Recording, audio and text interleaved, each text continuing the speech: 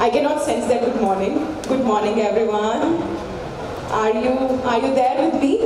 So yes, we're gonna start this beautiful morning together. First of all, a very warm welcome to the EPS Expo, a premier platform uniting the electrical power, solar and electrical vehicle industry under one roof. This event brings together visionary companies, industries, experts and innovators, all aligned with India's ambitious vision of sustainable and high-tech future. We are excited to showcase groundbreaking advancements, spark meaningful discussions, and forge impactful connection. A big thank you to all our sponsors, exhibitors, and esteemed guests. Let's make this inspiring and memorable event together. Welcome to the EPS Expo. Can we have a round of applause for all of you that you guys are here from various parts of India and you joined this beautiful expo. So yes, first of all, I have heard somewhere a great organization, a good organization start with their people, but the great and the bestest organization start with the people and the purposes. Thank you so much, sir, you're here. First of all, I would like to thank all the sponsors, key guests and audience who are here from various cities. Our platinum partner, Icon Solar N-Power Technology Private Limited. Gold partner, Orient Solar, brand of ADM Solar Power. Silver partners, Novices Green Energy Private Limited. Bob Diviges, Janitza, Dymo, Solarius Energy, Atendra Energy, ARC partner, Gotham Solar, batch partner, Iron Energy, back partner, Powerson, Lanyard partner, Adani Solar, Visitor Lanyard, Solarius Energy, and thank you so much each and everyone over here. Registration area partners, Gloucester Cables, Epoxy House, Dirac, Arctic Connector, BVG India, conference partner, Day Inverter. And for the lamp lightning, because we are Indians and in Indian culture, we always start our evening with a great lamp lighting scenarios. हम भारत में रहते हैं और भारत की सबसे बड़ी शान यही है कि किसी भी चीज़ को स्टार्ट करने से पहले, किसी भी शुभ कार्य को स्टार्ट करने से पहले हम ईश्वर की आराधना करते हैं. तो इसी लैम्प लाइटनिंग के साथ I would like to invite who's here. Can we have a round of applause? Shri H.R. Gaikwad, Chairman and Managing Director of BVG India Limited. Prashant Khankhoje, MD A to Z Energy. Can we have a round of applause? President Solar Novices Green Energy Private Limited. Hari Bala, Director BD India and Middle East Janitza. Rajat Srivastava, Head of Marketing Communication, Icon Solar and Power Technologies Private Limited. Pawan Kumar, General Manager ADM Solar. Pradeep Kumar, Head BD Industrial Outlook. Can we have a round of applause? I would request for the lamp lightning. Can you join each and every one?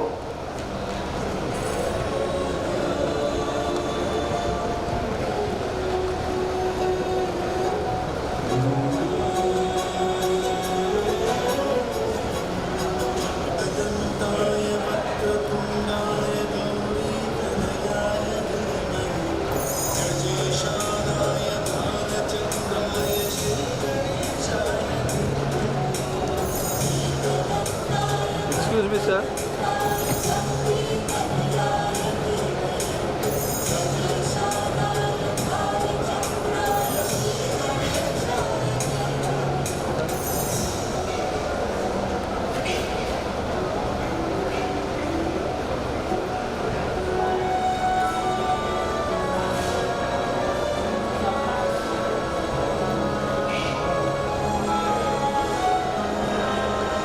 Sir, hello.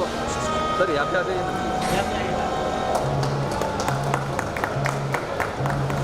Can we have a round of applause each and everybody?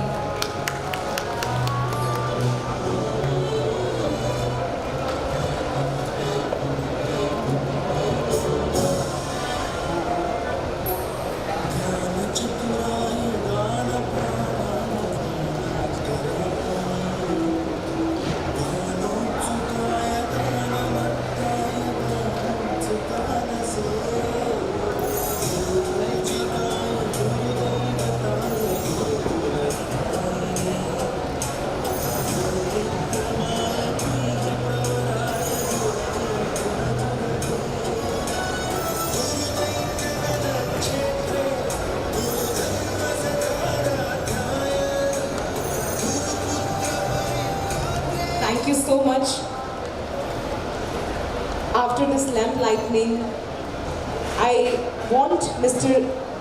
HR Gaikwad, Chairman and Managing Director, BVG India Limited, for his opening remark and inaugural speaker session. Sir, can we have your few words, please?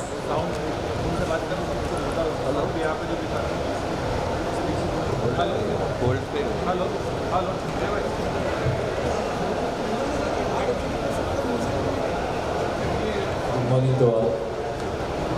It is really great occasion that Pune is getting electricity, power and solar exhibition in Pune. It is a great thing that we are caring for environment and saving the nature. So I welcome all participants of this exhibition and wish them all the best. That with modern technologies, they should help humanity in a better way. We at BVG strive to do that. We are into services, we are into healthcare, we are into agriculture, and we are into renewable energy also. So our team is also there. So I congratulate all the participants and wish them great success for this event. Thank you.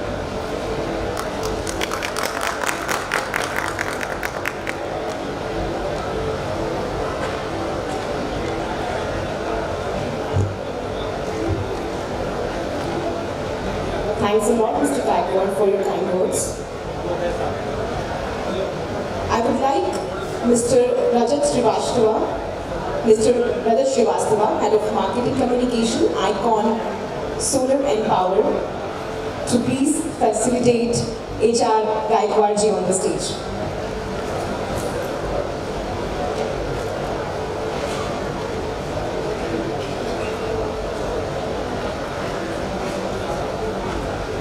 Can we have your applause, please? Can we acknowledge this part, ladies and gentlemen?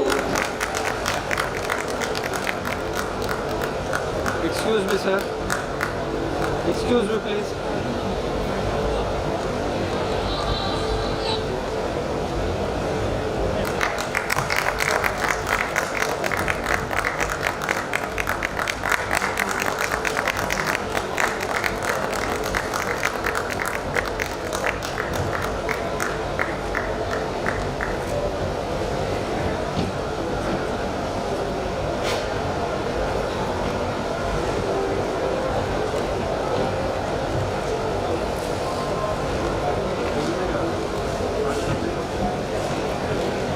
Thank you so much, each and everyone.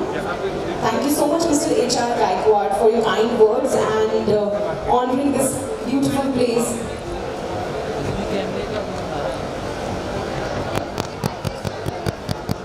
जब बोलेंगे ना तब आएगा।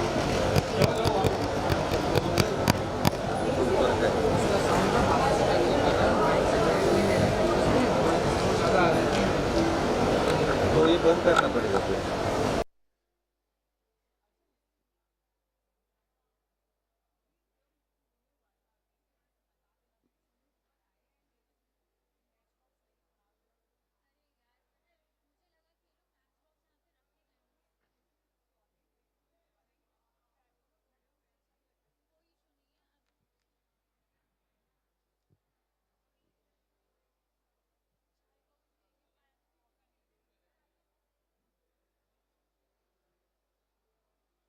And for the further event and presentation, corporate presentations, I would request each and entire members, visitors, exhibitors who are here, please join conference hall number 2. Once again, welcome ladies and gentlemen.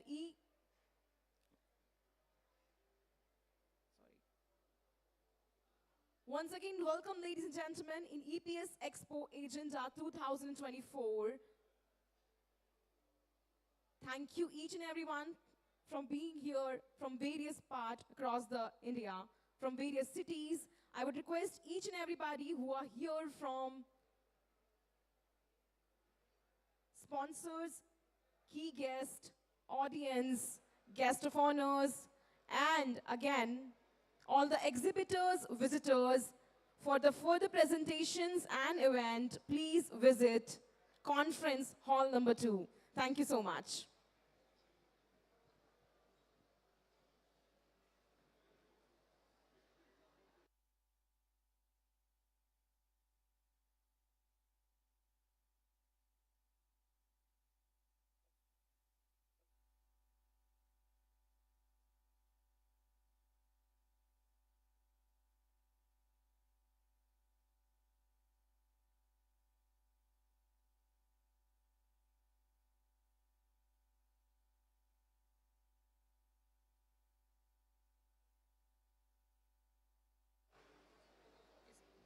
Check, check. Hello, hello, hello. Hello. आ रहा है Well, good morning, each and everyone. First of all, welcome EPS Expo 2024. I am Jagriti Chaturvedi, host of this beautiful evening together, and I would like for further discussions and presentations, please join us in conference hall number 2.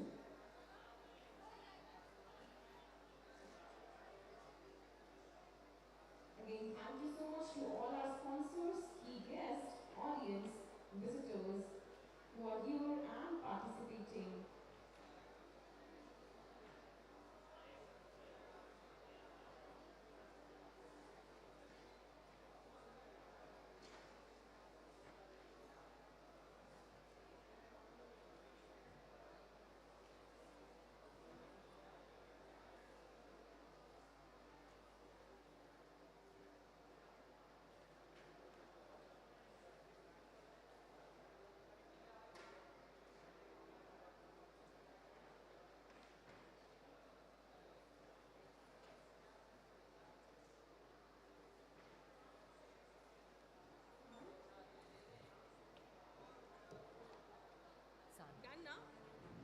To provide high-quality, sustainable energy solutions. Founded in 2014 in Raipur, one of the most experienced solar panel manufacturers of India, with an annual capacity of 600 megawatts, expanding to 2 gigawatts in the financial year 2024 to 25. Our mission is clear to lead in providing clean, cost-effective, and innovative energy solutions. We envision a future where our solar technology powers homes, businesses, and industries globally, driving a sustainable and energy-efficient world. Our core values, empathy, nimble, inspire, commitment, orderly, nifty, define who we are and guide us in our pursuit of excellence. Meet the visionary leaders behind Icon Solar's success: Shakti Dubey, Rajesh Mirani, and Tarang Khurana. Their combined expertise and dedication to innovation propel our company forward. We offer a diverse range of solar panels, including our iPower series, Dynamo, 420-460 watts, Optimus, 500 to 510 watts, Supremo, 520 to 540 watts, and Maximus, 560 to 590 watts. Our new high-efficiency N-type TopCon panels, ranging from 560 to 620 watts, are now open for booking. With a performance warranty of 30 years, they are ideal for large-scale solar projects. From residential rooftops to large-scale commercial power plants, from agricultural solar pumps to public infrastructure projects, Icon Solar offers comprehensive solutions tailored to meet diverse energy requirements. Beyond installation, we pride ourselves on robust after-sales support, ensuring the continued performance and reliability of your solar installations. With over 3 million projects installation, And entire audience to be a part of this beautiful evening. For the further discussions and presentations, please join corporate conference room number 2. Thank you.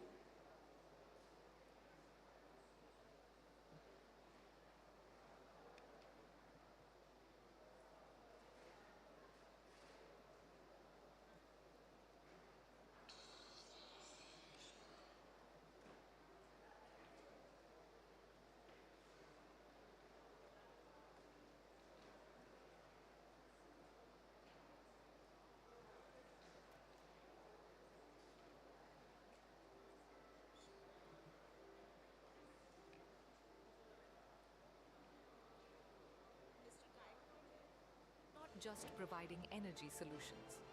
We are powering a brighter, greener future. Join us in our journey towards sustainable energy for all.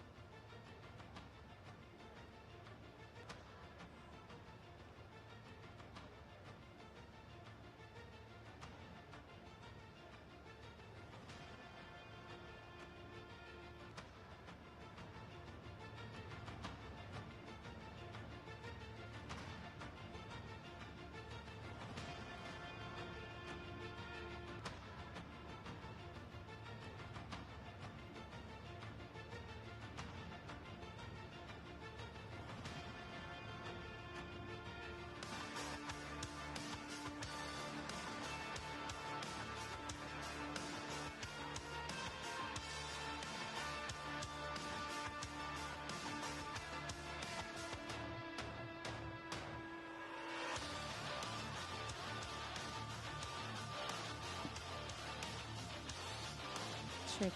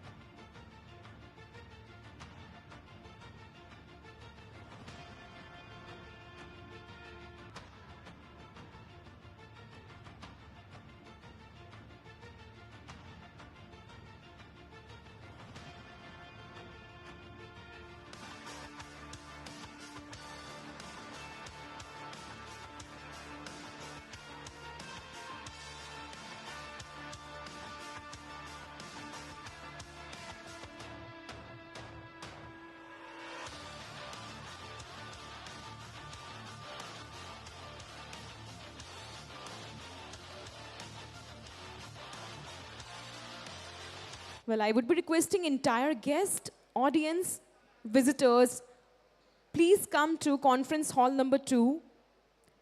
The corporate presentation will start by 11:30. I would request entire guest, visitors, audience, please visit conference hall number 2.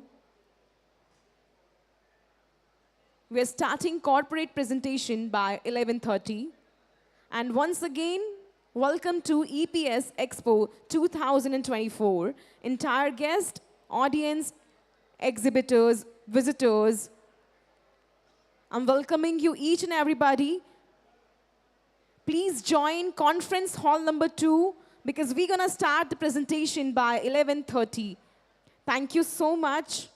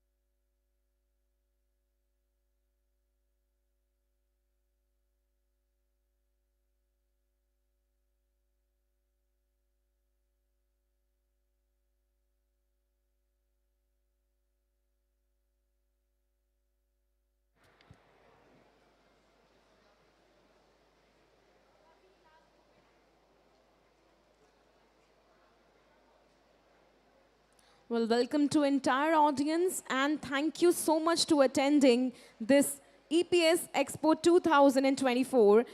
By 11:30, we are starting corporate presentation in hall number 2, conference hall number 2. I'm repeating. Please join us for the further discussion.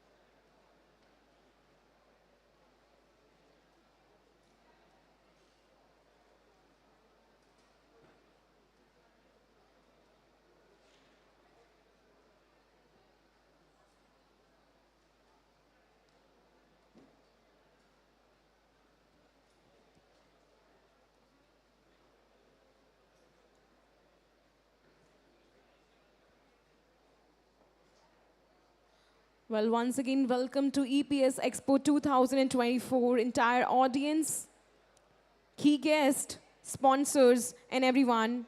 In a very few moments, we're gonna start corporate presentation. Please join us in hall number 2, conference hall number 2.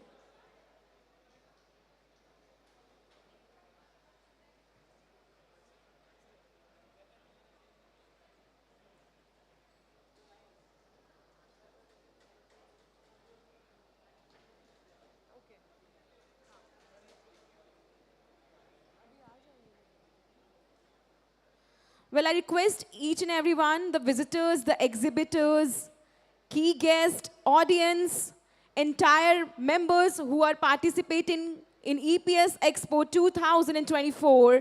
We are starting corporate presentation. Please join us in hall number 2, conference hall number 2.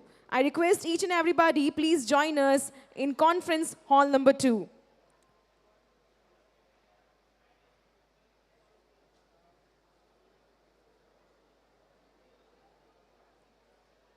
Welcome each and everybody.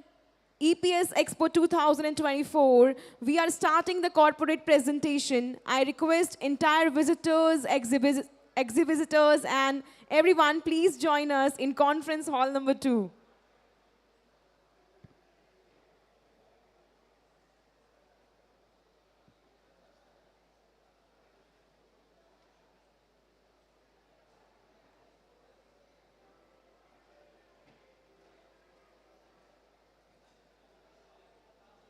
Solar offers comprehensive solutions tailored to meet diverse energy requirements.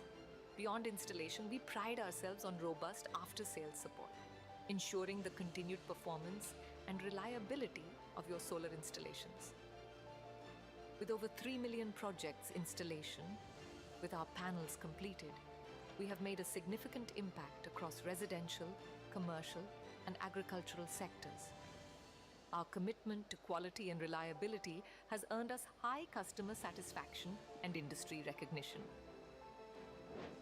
At Icon Solar, innovation is at the core of what we do.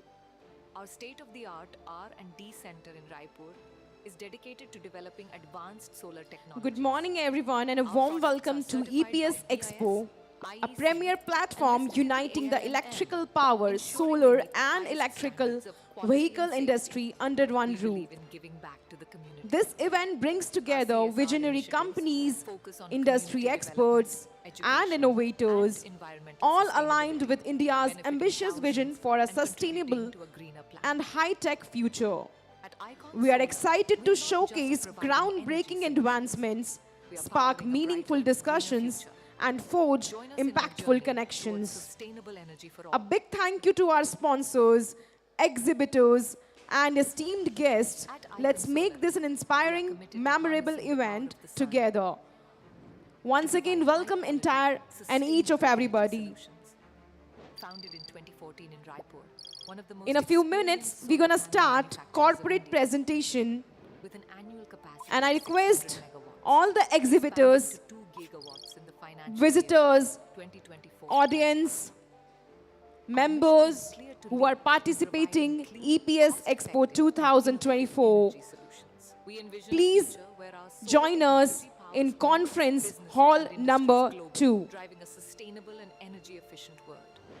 Our core values: empathy, nimble, inspire, commitment, orderly, nifty, define who we are and guide us in our pursuit of excellence.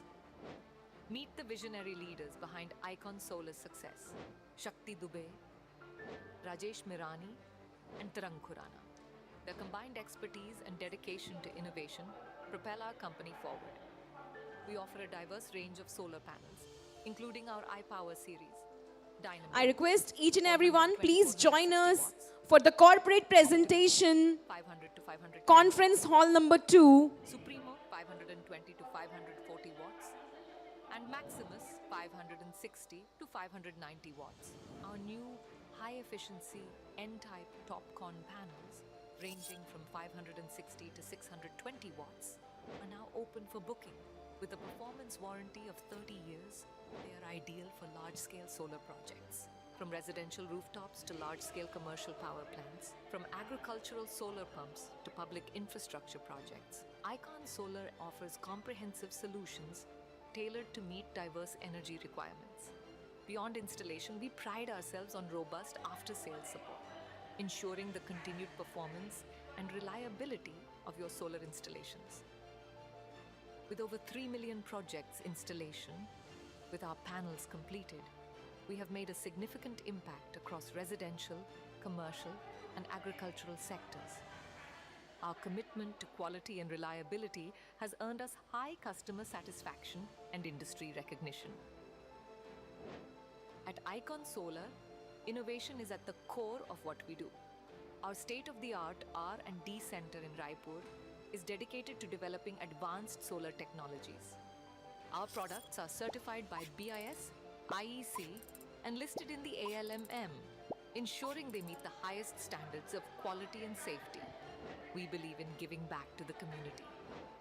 Our CSR initiatives focus on community development, education, and environmental sustainability, benefiting thousands and contributing to a greener planet. At Icon Solar, we are not just providing energy solutions. We are powering a brighter, greener future. Join us in our journey towards sustainable energy for all.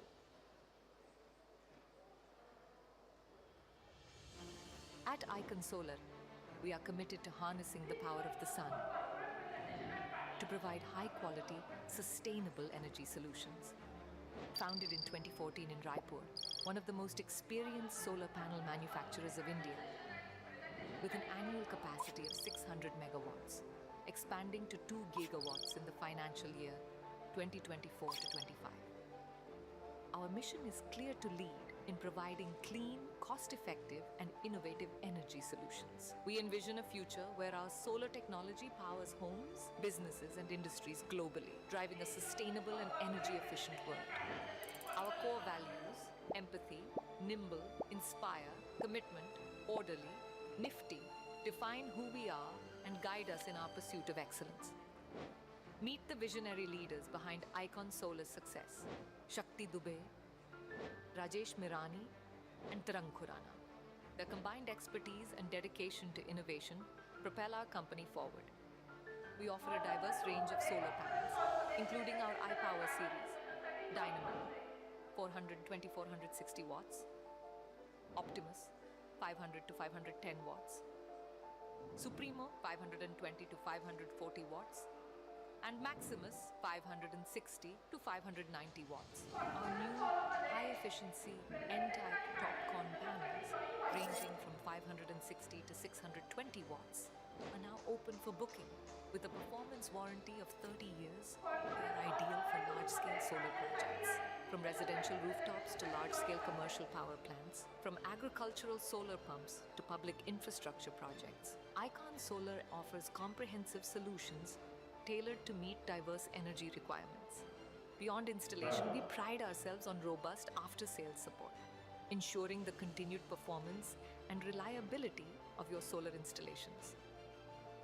With over 3 million projects installation, with our panels completed, we have made a significant impact across residential, commercial, and agricultural sectors. Our commitment to quality and reliability has earned us high customer satisfaction and industry recognition. At Icon Solar, innovation is at the core of what we do. Our state-of-the-art Well, I R&D request, center in please Raipur join us is in dedicated conference to hall developing number 2 advanced solar technologies. for the corporate Our presentation. products are certified by BIS, All the visitors, IEC, guests, and listed in the participants, ALMM, everyone please ensuring join they us meet the highest in the standards of conference quality hall and number safety. 2. We believe in giving back to the community. Our CSR initiatives focus on community development, education, and environmental sustainability, benefiting thousands and contributing to a greener planet. At Icon Solar, we are not just providing energy solutions. We are powering a brighter, greener future. Join us in our journey towards sustainable energy for all.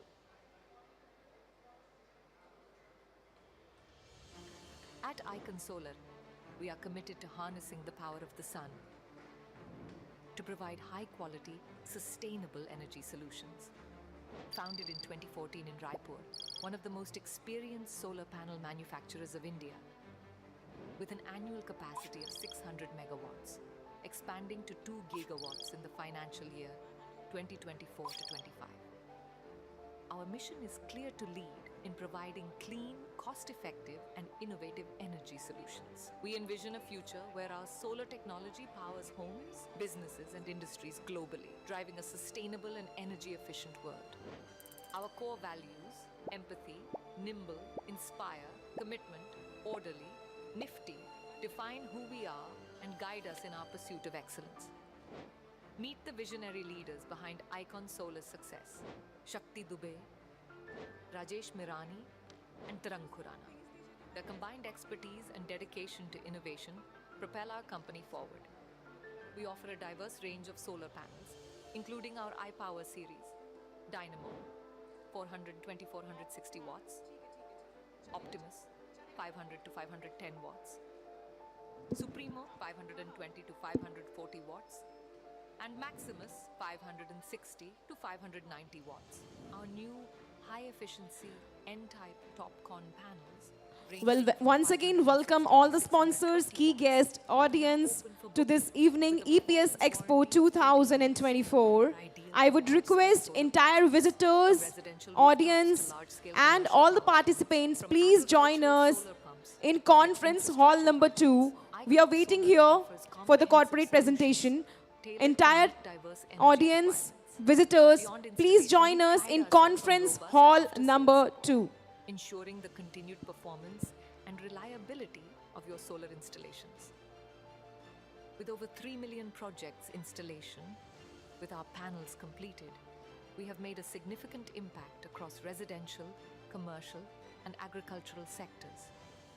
Our commitment to quality and reliability has earned us high customer satisfaction and industry recognition. At Icon Solar, innovation is at the core of what we do. Our state-of-the-art R&D center in Raipur is dedicated to developing advanced solar technologies. Our products are certified by BIS, IEC, and listed in the ALMM, ensuring they meet the highest standards of quality and safety. We believe in giving back to the community. Our CSR initiatives focus on community development, education, and environmental Well, I would ask sustainability, each and everyone, benefiting please thousands be here and on the screen contributing because to a we are cleaner starting planet. this corporate presentation. At Icon And Solar, we are not just as we providing know, energy the solar solutions. energy is the renewable We are energy, powering and a we are brighter, doing this greener event future. entire. Join us in our journey towards sustainable Exhibitors energy are for all. there, and people are there, sponsors are there. Thank you At so much, Icon each and Solar, everyone, to we are join committed us. to harnessing the And power I'm of really the sun thankful that you guys are here from to various provide city high-quality, across India. sustainable For energy this corporate solutions. presentation, I Founded in would request 2014 in Raipur, Mr. Rajat one of the most Srivastava. experienced solar panel Can we have a manufacturers round of India, applause? with an Head of annual Marketing capacity of 600 Communications, megawatts, Icon expanding to Solar 2 and Power gigawatts in the Technologies financial year Private Limited. Can we have a 2025. round of applause, ladies and gentlemen? एक बार जोरदार Our तालियां हो mission जाएं, is Mr. Rajat clear Srivastava. in providing clean, So, cost-effective, and thank you so much, innovative sir. energy solutions. We envision a future where our So, very good morning to all my friends, industry partners, visitors, colleagues over here. I am Rajesh Srivastava, General Manager, Marketing. General Manager, is it? Thank you. General Manager, Marketing for Icon Solar and Power Technologies Private Limited. So, a small brief description about my company. Icon Solar started in 2014 from Raipur, Chhattisgarh, with a very small capacity of 22 megawatt, and we reached the journey in 2024, becoming 600 megawatt fully operational, and our commitment and dedication to achieve 2.6 gigawatt by 2050 April. So this is a small, I would say, brief introduction about me, my company. I'll just go through these slides. Uh, it's about our company vision and mission. Like we are, technically I would say, speak like we are ALMM listed, BIS certified, and all IEC certified company with the panels, starting from uh, uh, 380 watt peak to 620 watt peak of modules. So I'll quickly take you to the journey. It's an old presentation which says 2.2 gigawatt, but for sure, and it's a commitment to achieve 2.6 gigawatt of manufacturing capacity by 2025 April. This is our leadership team: Shri Shakti Dubey ji, Tarak Kurana ji, and Rajesh Mirani sir, who are the leadership team of Icon Solar, leading the company here. About my product, we have monopub, we have bifacial in monopub. We also have topcon. So here you can see about my product wattage and the families. Most sellable product is 540 and 550 watt peak in monopub and bifacial, and 600, 590 is the most commonly used, especially in this particular area of Mahalaxmi. So this again about my monocrystalline panel description. We have 4 families, which is Maximus is from 560 to 590, Supremo from 520 to Supremo from 520 to 555, Optimus 500, 510, and Dynamo, which is 420 to 460. We also have N-type top one, which is from the top Maximus is 600 watt peak to 620, and top Supremo is 560 to 590. We are supplying to various segments of the business. We are supplying to PM Suryaghar Muft Bijli Yojana, that is residential. We are supplying to CNIs. We are supplying to mega parks for agriculture as well as for the public infrastructure. So, if we talk about the service, we provide a state-of-the-art in-house service, post-sales service. We are having dedicated customer care department. We have a tag of 7 days if any issue comes with the panels. So, as we were discussing, we are having all the certifications with us available, and we are supplying to some of the major players for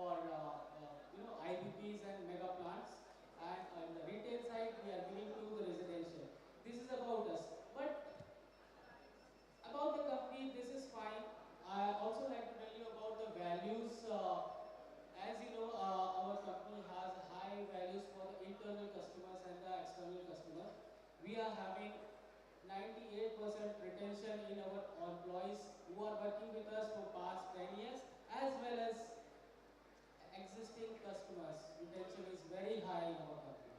So this was a small presentation about Icon Solar, and thank you for being with us in my presentation, and thank you.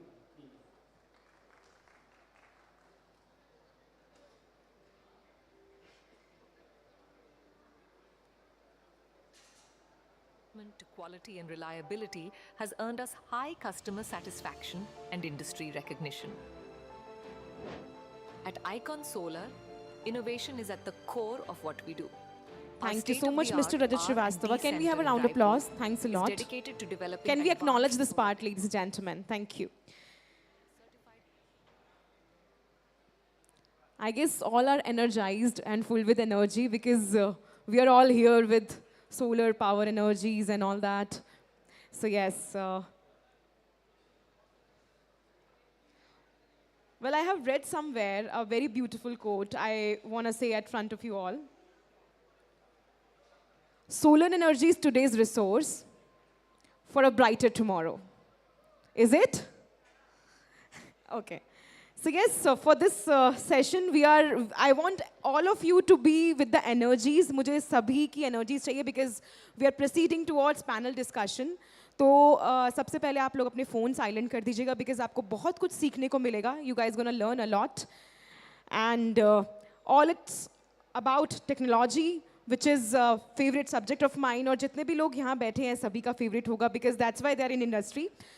तो इसी के साथ advancement in solar technologies, opportunities for Maharashtra's energy sector.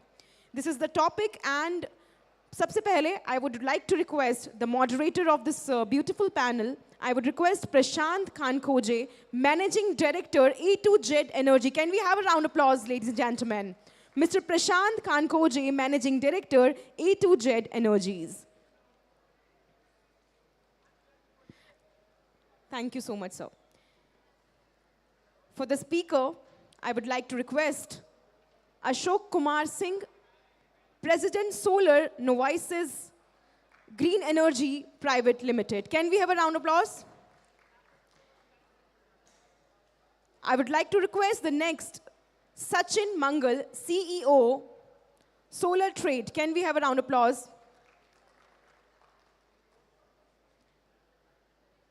Mr. Rahul Nalware, MD and CEO.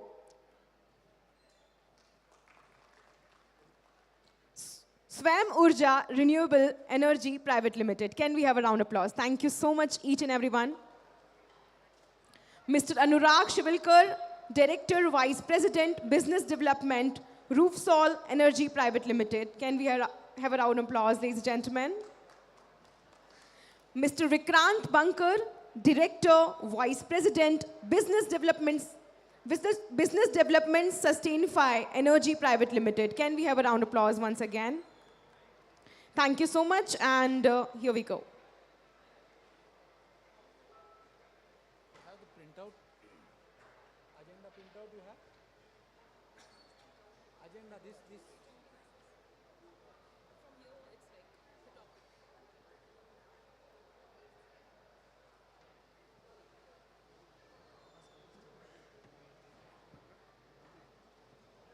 Good morning, everyone. It's okay. Energy is very low in the room and also on the panel, so maybe because of weather. So let us give a round of applause to run the blood and make it hot. Here comes, very good. So thank you organizers for arranging this expo, EPS Expo in Pune. Pune is always energy, but because of winter, I think it will start little late. So we have this session, advancement of solar technology, opportunities in for Maharashtra's energy sector. So we have great panelists here, Ashok Kumar Singh, Sachin Mangal, Rahul Nalawade, Anurag Chivilkar, and Vikrant Bankar. So we, among these stalwarts in energy solar expert, we'll be discussing about advancement in solar technology. So the topic here is comparison of traditional versus advanced solar technology how solar technologies can be integrated into small grid systems, benefits of real-time data and energy management, current policies promoting solar technology advancement, and solar energy's role in reducing carbon emissions in India. So we are covering this topic. So I'll request, starting from this side, maybe little introduction and about these topics, whichever maybe 1 or 2 minutes you can spare so that we can start discussion little later.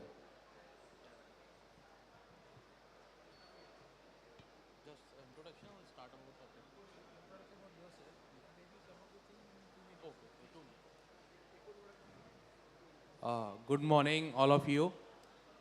And thanks to EPS team to give such a platform to encourage about solar energy. I am Sachin Mangal, co-founder and CEO of Solar Trade. We are serving the industry with innovative solar software and with innovative products to the EPCs for last 5 years. We are giving the very useful tools to the industries. Approx 7,000 EPCs uses our tool. And my topic is current policies about advancement in solar technologies. Currently in India, last 5 years is a very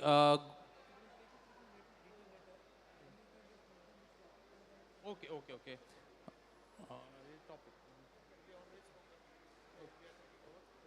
We are, yes. Okay, next thing. Myself, Ashok Kumar Singh. I am President Novasis Energy Private Limited. And today's topic is very interesting about advancement in technology and the policies and implementation of the new technologies and all. So, hello all, आप सभी को गुरु नानक जयंती की हार्दिक शुभकामनाएं. My self Rahul Nalawade, managing director and CEO of स्वयं ऊर्जा Renewable Energy, and we are basically a green energy advisory and solar EPC company, a startup organization started in last year and now provided more than 150 different assignments to across India. So today we are going to talk about basically the traditional and the futuristic way of solar energy adoption and the technologies. Thank you. Yeah, hi. My name is Anurag Chivilkar.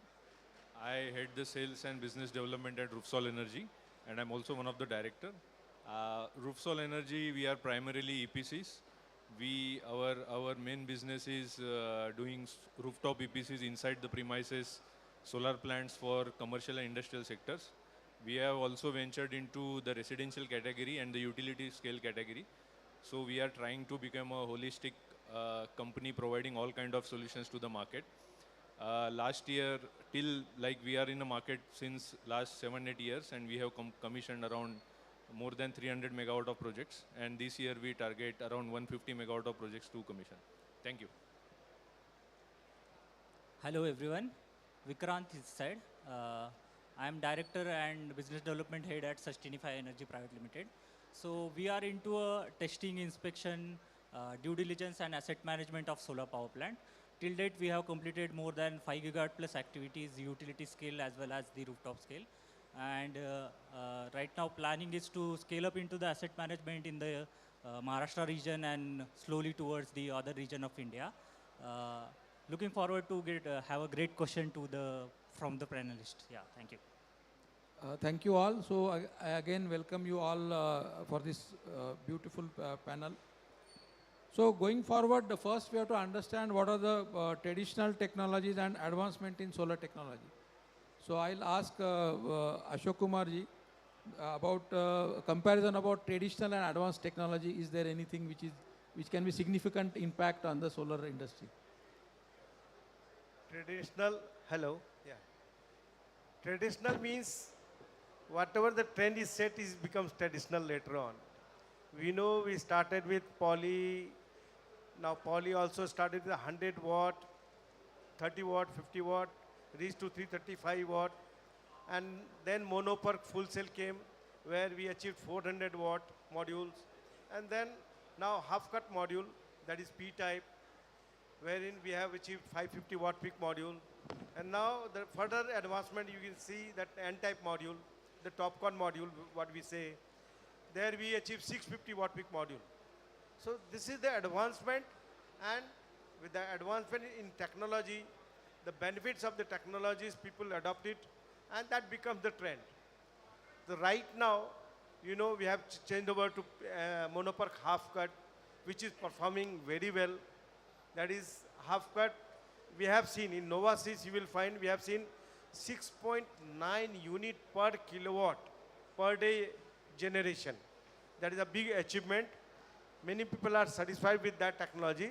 But the new advancement in that is N-type TOPCon module, which will be, you can say, by 2025, will be more popular. And by end of the 2025, we can see that 80% will be, technology will be switched over to N-type TOPCon. And policy is also adopting the same thing. Earlier poly, now monoPERC, because MNRE has already defined 19% and above efficiency modules should be adopted. So, yeah, okay. So this is what the technology advancement is going on, and people are adopting that new technology due to the advantage. Thank you, Ashok Kumarji. I want Rahul to also comment on traditional and advanced technology. Well, during my stint with various organizations, I got opportunity to serve to an IPP sector as well as the EPC currently and the green energy advisory services. So if holistically we think for the complete supply chain, then definitely one thing what we realized that is not only an IPP, but individual owners are also now concerned for now maybe because of everybody talks about ROI and payback period. So definitely the innovative approach plays an important role in this, as rightly mentioned by Singh sir, that the trend has got shifted from poly to monoPERC and now monoPERC to N-TOPCon. Even today's current era, even for the DCR modules, now people are thinking for using the N-TOPCon, and at the same time they are also thinking for using the bifacial for their rooftop applications. Whenever we are providing advisory services, now people are thinking for their own government like PM Kusum and MSKUI projects. Initially they were thinking for using the monoPERC, but now along with the N-TOPCon and bifacial and going forward, everybody is now thinking about the single axis trackers. And we are facing that like wherever the solar projects are happening across India, those all are actually remote areas, and water scarcity is also there. So now they are also thinking for, by using the maybe remote cleaning systems and robotic systems. So in that way, ultimately the purpose of using these technologies or innovations, it has to convert it into the numbers. So as much as our ROI getting earlier or payback period is earlier, then definitely they will go for new advancements.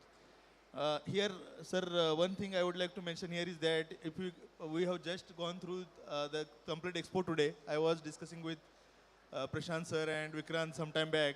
Whenever we used to visit the REI stalls 3-4 years back, everything was dominated by majority of the Chinese players. We are really very glad to see all Indian manufacturers over here. And now definitely we are in the era that we are basically make in India, made in India and supplying to the globe.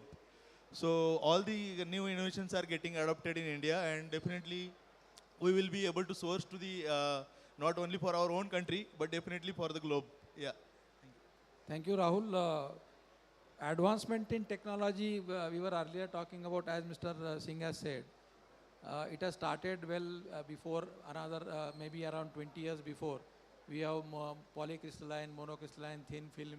Now we are talking about flexi panels. So I just want to know from the panelist here about the panels, that advancement of technology, whether it has resulted in increasing generation or it has helped in implementation of the projects? Whoever. Yeah. Yeah. Basically, the advancement, the technology depends on the ROI. Like Mr. Rahul Nalwade, he has rightly said, the project demand. See, payback is faster, then adoption of the solar is faster. That's what actually happened in the last, I would say, 6, 7 years. Advancement in the technology is just because of the feasibility. If project is feasible, then that technology will be adopted. Now you can see earlier it was 200 watt, then 225, 335 watt peak poly, then it came to 400 watt monoperk full cell. After that 550 watt peak monoperk. These modules, because of the advancement, because generation per day per kilowatt has gone high. Average you will find earlier, I would say in 2005, 2010, the generation was around 3.5 units per kilowatt per day. Maybe someone used to give generation on a megawatt basis per year, nearly 12 lakh to 13 lakhs. No one was supposed to give more than 13 lakhs output from a megawatt scale power plant, maybe 5 years back or 4 years back. In last 2 years, it has reached to 16 lakhs units per megawatt. Definitely there is an increase in generation because of the technology. Nowadays, recently actually I had a discussion with one MNRE officials. In tender, they are giving now the CUF, you can say capacity utilization factor should be 19% and above. Earlier it was 16, means generation should be nearly 17 lakhs on an average per megawatt, which is achievable because of the technology advancement, and N-type is ensuring that during high temperature, the losses in the generation would be very less because of better temperature coefficient. And the other thing is, you know, even with the micro cracks, small generation will not stop. Likewise, in a poly, only 2 bus bar, 3 bus bar modules were there. Now you see 16 bus bars modules are coming, cells are coming, and then module is of those cells, which means generation is increasing. We have already just now I said in my panel that is N-type, P-type. Earlier it was 4.5 average or 5 units in particular day. You will find 5 units of 5.5 was very high in poly. Today we see 6.9, 6.7 generally in the peak time. That is the advancement in generation. If you get more generation means more return, faster returns. Nowadays because the price and the technology, you see that within 3 years the payback comes. That is why adoption of the new technology is taking place. Thank you. Somebody can comment on P-type and N-type. What is the difference and what is the advance in technology? P-type module and N-type modules. Yeah, so P-type module and N-type module. So P-type, the efficiency is around 21.5%. It's around 21.5%, and in N-type the efficiency is more than 22.5%. So that is the efficiency, and then the degradation in the first year of P-type module is 2.5%, and of N-type module it's only 1%. Year-on-year degradation of P-type module is 0.55%, and N-type is 0.4%. So that is how N-type technology has brought into more efficient modules, good generation over the years, not only just 1 year, 2 years, but over the life. Also P-type, N-type, there is a warranty which module manufacturers are giving. P-type is 25 years warranty, N-type is 30 years warranty. So the life has also, the panel life has also increased, the warranted life. Of course, the life is more than the warranted life, but the warranty which the manufacturer are giving is, that is also different. It is 25 years and 30 years. And when we are talking about advancement in solar technology, so I will talk in the view of a customer who is a rooftop CNI customer. Okay, so they also want to, ultimately everything boils down to the generation of the solar plant. So those CNI customers also want to have benefits what utility scale solar plants have. that is, they want to install trackers, they want a remote they want a robotic cleaning system and all those benefits. But as there are cost economics in a smaller 1 megawatt project and in a 100 megawatt project, so generally now in rooftop there are like N-type panels are coming with bifacial technologies. Okay, so the customers who are going for solar plants on RCC roofs, so majorly we are basically suggesting them to paint the roof surface with white color. White special paint is there in the market, so the bifacial effect is good, and the module shall be minimum clearance from the RCC surface shall be 1 meter, 1 to 1.1 meter. So the albedo effect is more. So this is how the generation is getting more. Again, if there are robotic cleaning technologies also available for increasing the generation, many CNI customers are not going because of the cost economics of the system. But some of our customers, like we are now currently executing a project with a large steel conglomerate in Surat, so they are going for robotic systems because dust is the main factor in the rooftop system, because in main core industrial areas these rooftop solars are created. Mainly due to dust the generation goes down. So if there is a robotic system, the efficient is cleaning. Of course, it's a moving part, maintenance is there, but still they are going for robotic system considering the amount of dust they have in their environment. So this is how they are trying to increase the generation. Yeah, thank you. Maybe Vikrant, there are also advancement in technology about AI and blockchain. So is there any introduction of AI and blockchain in solar implementation, and is it helping the advisors like you? Yeah, there are a lot of advancement in the monitoring side of it. However, few of the companies which are working overseas, they are planning to have a utility scale power plant advancement through machinery and AI learning. So they have remote based machines at utility scale power plant, and they have trained their models and machineries in such way that you can form an entire string of your particular modules on a structure or purlins, and you can transport that to particular location and install it. That's how advancement and technologies are happening, installation side of it, and remote monitoring and management, energy management side. There are a lot of advancement. You can able to monitor the individual string level monitoring as well as solar power plant. You also make a decision according to the current situation of your solar power plant, current problem, that it is the financially practical to solve that particular problem or not, and what are the costs involved for solving that particular problem or challenge, and according to that you can take a decision. That kind of advancement has been done. Meanwhile, I will also emphasize on one point where there are a lot of advancement in monitoring side, but there are a little lower advancement in the monitoring of particular asset manager and their manpower and their working style. So we are trying to resolve that gap, and we are develop a platform where you can able to manage and able to analyze and see how your asset management company is performing and how they are managing your solar power plant, how their plan of monthly, weekly, daily, what are the testing activity, what are the changes they are doing on your solar power plant. That kind of advancement we are trying to enhance into our platform. So these kind of advancement are in the industries. Yeah. Thank you, Vikrant. Now coming to the policy, I want Sachin to comment on current policy. Is there any change in the policy to accommodate advancement in solar technology? Yes, in last 5 years, we already assembled solar modules. We didn't create the solar cells in India. Now, as the government launched the many schemes like a PLI scheme, product linked incentive, now we are in India, we are creating cells to end-to-end solar modules. Now we are creating wafer to cells and cell to modules. So this is the better, due to government policies, we are able to do.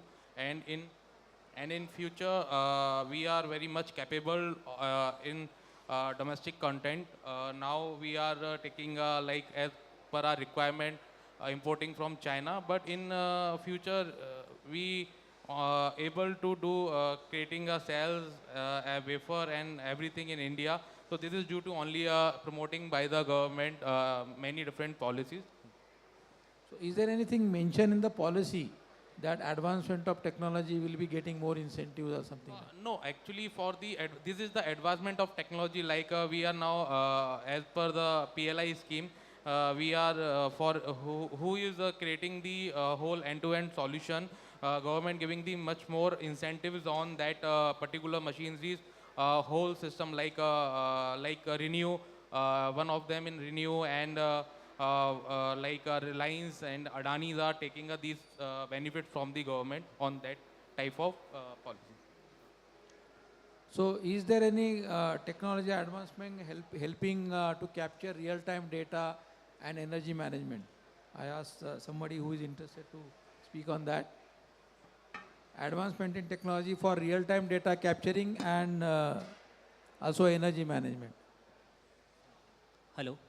So there are multiple advancement, like everyone know about the optimizers and inverters, like Enphase inverters, which can monitor the individual solar module level monitoring and able to analyze the performance of individual solar modules and how plant is performing at the current stage.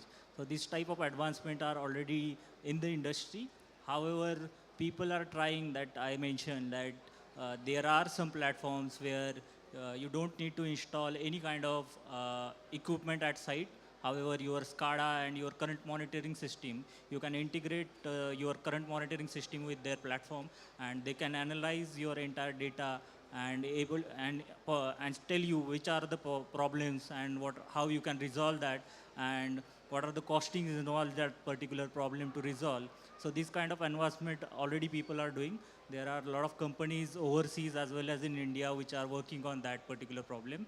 However, there is a drastic need of monitoring exact performance or exact working style of workmanship happening on the sites. And I feel there is also one requirement where I guess Ashokshi can relate one of the point where a lot of module manufacturers face a important challenge where their module sent from the factory and they couldn't able to track what are happening during the stage of installation and during O&M stage. I guess that's where monitoring comes into the picture, so they can provide a better service to each individuals as well. So on the grid integration, I have specific question asked by many people here. So connection of solar plant for any industry or any establishment, what are the effect on power factor or reactive power? And is there the technology in the inverter technology or anywhere which can help in at least maintaining the power factor or improving the power factor when it is connected to the grid? If we look it from the consumer's perspective, we have seen that during our earlier days, there was a KVH billing, and there was penalty and incentives for the power factor. Now the billing mechanism is completely changed, and now it is basically KVRH billing. So there is active power and apparent power. And now, because of the power factor impact, maybe we can see the two scenarios. If suppose, as it is for any of the industry, power factor is low, then because of that active power and apparent power gap, the consumers are paying higher charges to the utility boards. And for that, correcting the power factor, there are basically automatic power factor controllers. Many companies are providing that solution. Along with our solar EPC solutions, we are also providing such kind of solutions wherein there were a couple of cases that even for the large consumers like maybe 300 or 500 kilowatt sizable projects, after installation of the solar power system, because of continuous unity power factor, which solar is actually providing, and at the same time the grid's power factor is low. Because of that two gaps, again the gap of kWh and kVRH is increasing, and that's the reason wherever actually we are installing the solar systems, definitely one has to look at the impact of the solar system on the power factor, and then accordingly the automatic power factor corrections need to be installed over there.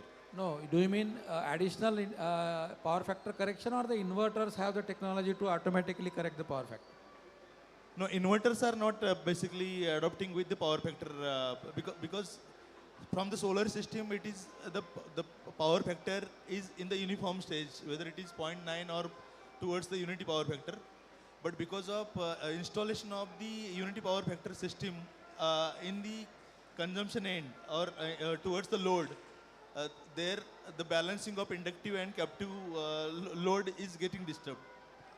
That is what our observation is. Yes, actually, when we set up the plant, so in a mismatch in power factor due to a solar power plant, as said, so we need a capacitor to maintain the power factor at the plant. So it is the we need to improvise the power factor so we can utilize the proper output of the solar plant we can utilize. No, that is what it is. Basically, automatic power factor controllers we have to set up even after installation of the solar power plant. Yes, but somewhere there is not installed, then we need to this kind of system we require. Yes. I like to add why inverters manufacturers are not including that, because every consumer of power have a different load capacities, different load at their premises, and different things are at its factory. So your APFC unit is customizedly designed for that particular factory or the particular premises, and inverter manufacturer doesn't have that capacity to do it for each and every individual manufacturer. So that's the reason they want to make it standardized, and after that people will take care of APFC. That's what the practice people are following at this. And what about DG synchronization? Is there anything more required if the solar power plant required and the DG is running parallelly? So what is the effect on solar plant if the DG is running in case of power failure? Yes, sir. So we were one of the pioneer. We were starting solar plant in tea gardens in Assam. Okay, so in Assam, in tea gardens, it's very remote area, and almost only 65% of the times grid is available. Rest of the times they are running DGs. So when you are running DGs, almost 40 to 45 rupees per unit you are incurring in diesel cost. So also what we found, we learned all through our process. So the electrical setup of those tree gardens is also not sophisticated as now we find in recent industries. Okay, so there was a lot of fine requirement, a special requirement of a DG synchronization process with multiple DGs. So they didn't have only one DG, they had 4 to 5 DGs minimum. Okay, so integrating solar plant at multiple bus bars, at multiple DGs with devices. So our partners who are providing us the DG synchronization solution, our engineering team discusses with them and does this complicated algorithms with them, and we come up, and now those tea gardens in Assam, over their electricity savings, their diesel savings is more, okay, because of that. And so DG synchronization is a very customized solution, depends on each and every customer, his electrical setup. So not only tea gardens, we have done a lot of DG synchronization all over India, many professional MNC companies also. Yeah. Thank you. Rupal, how much time we have? We have? Yeah. So now everybody is aware there is a COP29 going on in Baku, Azerbaijan, and they are talking about net zero by 2050. India has said 2070. So how the solar technology and advancement in technology can help achieving that net zero by 2070? So what is your, everybody has to comment on that, carbon emission effect on because of solar power plant. It is actually need of the hour, actually need of the time. Everyone has to think green energy. So green energy, it is the requirement of current situation and the future is going towards. You have seen the scenario, the world scenario, global warming, nature.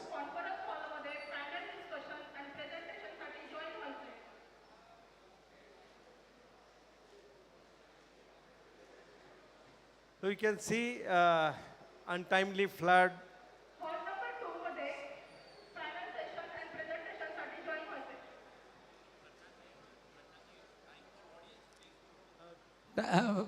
That's what I'm asking him before taking the next question. So net zero means zero emission. Our target is to reduce carbon emission to zero, and lot of policies are being implemented on every front, all segments. Implementation of solar, hydrogen, fuel, and many adoption of the new technologies, battery advancement in the storage facilities. All these things are happening. Target is set nationwide as well as globally. So definitely we are heading towards zero emission. We have, India has set the target of 450 to 500 gigawatt solar installation.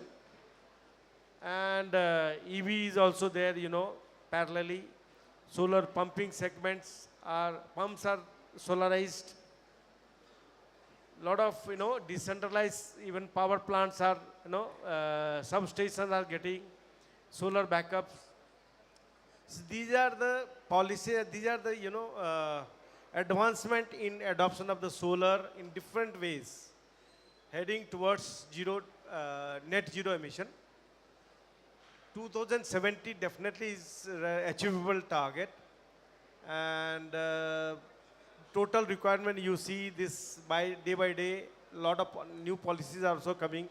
Residential sector, because of the subsidy, good subsidy to them, almost more than 78,000 subsidies there up to 3 kilowatt. So that is also in place. Common people are aware of solar.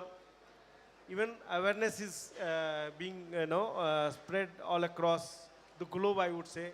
The common people, even child today in school, understand what is solar, why we should go for the solar. So all these factors actually helping us to achieve our target, and we are really focusing towards achieving net zero. As of now, we installed 452 gigawatt, and 92 gigawatt is in solar energy. As of October 2023, total solar energy installed is 72 gigawatt. As of September 2024, it is 92 gigawatt. It is a 27% growth in last year. Actually, one of the most awareness policies is Pradhan Mantri Surya Ghar Yojana. By this policy, people aware with the solar technology, because our bureaucracy is doing a very good job in the ground level, and people are awareing with the solar energy, how does it work and what is the role of the energy in our power system. So the policies which develop the nation, and one of the policies PM Surya Ghar, and other policies PM Kusum, Pradhan Mantri Suraksha Evan Utthan Mahabhiyan. This is PM Kusum Part A, Part B, and Component A, Component B, and Component C. In Component A, we are developing megawatt plants up to 2 megawatt for the farmers, and is a very good resource for the earning also. And we are giving the be a part of the net zero mission due to this scheme. And Component B, we are developing the standalone solar pump systems and in agriculture area. So it is resolving the problem of water and as well as energy. And in Component C, we are developing the power solar pump system with the on-grid system. So these policies are playing a very good role to the complete our net zero mission. So day by day we are growing, and as years before, nobody knows about solar energy, and people laugh it will work or not. But nowadays everyone has a very good confidence on the energy, and soon we will reach to the net zero mission before the 2050. Yeah. So maybe these three panelists, we can have separate this thing. So whatever are the Indian, no, we can add that. the Indian manufacturers, there are many now newly being added, like VVG just now we understood. What is the total capacity available in India for manufacturer in India, so that we can completely Atmanirbhar Bharat to achieve that 2070 net emission?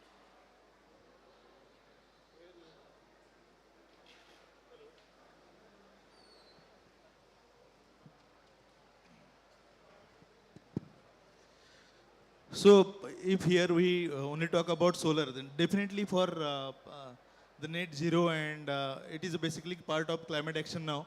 So achieving 2070 targets, the complete integration should be happen, not only solar, it has to be also added with wind, wherever many small hydro is happening, or pumped hydro storage systems are happening. Energy storage will also play a very important role in that, wherein we have to feed power in the peak times. But especially when we only talk about solar systems, and if we look at the targets which are ahead of us, by 2030 we have to reach to the target of 500 gigawatts. Today, if we see only solar, which is about 90 gigawatts today, and out of that 500 gigawatts, solar's portion will be about 350 gigawatt. So every year, more than 40 to 50 gigawatts installation should happen only in India. And to reach that level, what we see, even Singh sir will agree with me, that today's installed capacity of the Indian manufacturers is about 70 gigawatts, but it's not in full pledge. We are seeing that it's still in the range of 15 to 20 gigawatts, which are happening currently, right, Sachinji? Considering all the manufacturers put together, but definitely going forward, because now the era is shifting towards monoperk to N-TOPCon, and majority of the players are now adopting the N-TOPCon technologies. And with N-TOPCon and maybe above 600 watt peak or 700 watt peak modules, definitely our installed capacity will move towards 30, 35 or 40 gigawatts. We can easily supply over there. Maybe our module manufacturers can answer it better. Yeah. So the question specific is 500 gigawatt by 2030. right. Do we have panels? Do we have inverters? Do we have fund available for achieving that 500 gigawatt by 2030? Right. So, see, 95% of the world's production capacity, or 95% of the solar module production happens in China. Okay, because they have all the steps required to produce a solar module, right from the raw material to the end product. Indian manufacturers are not doing that as of now. They are doing only the second last or the third last process. Now, as of we have seen from April 2024, ALMM approved list of module manufacturer policy for modules has already came.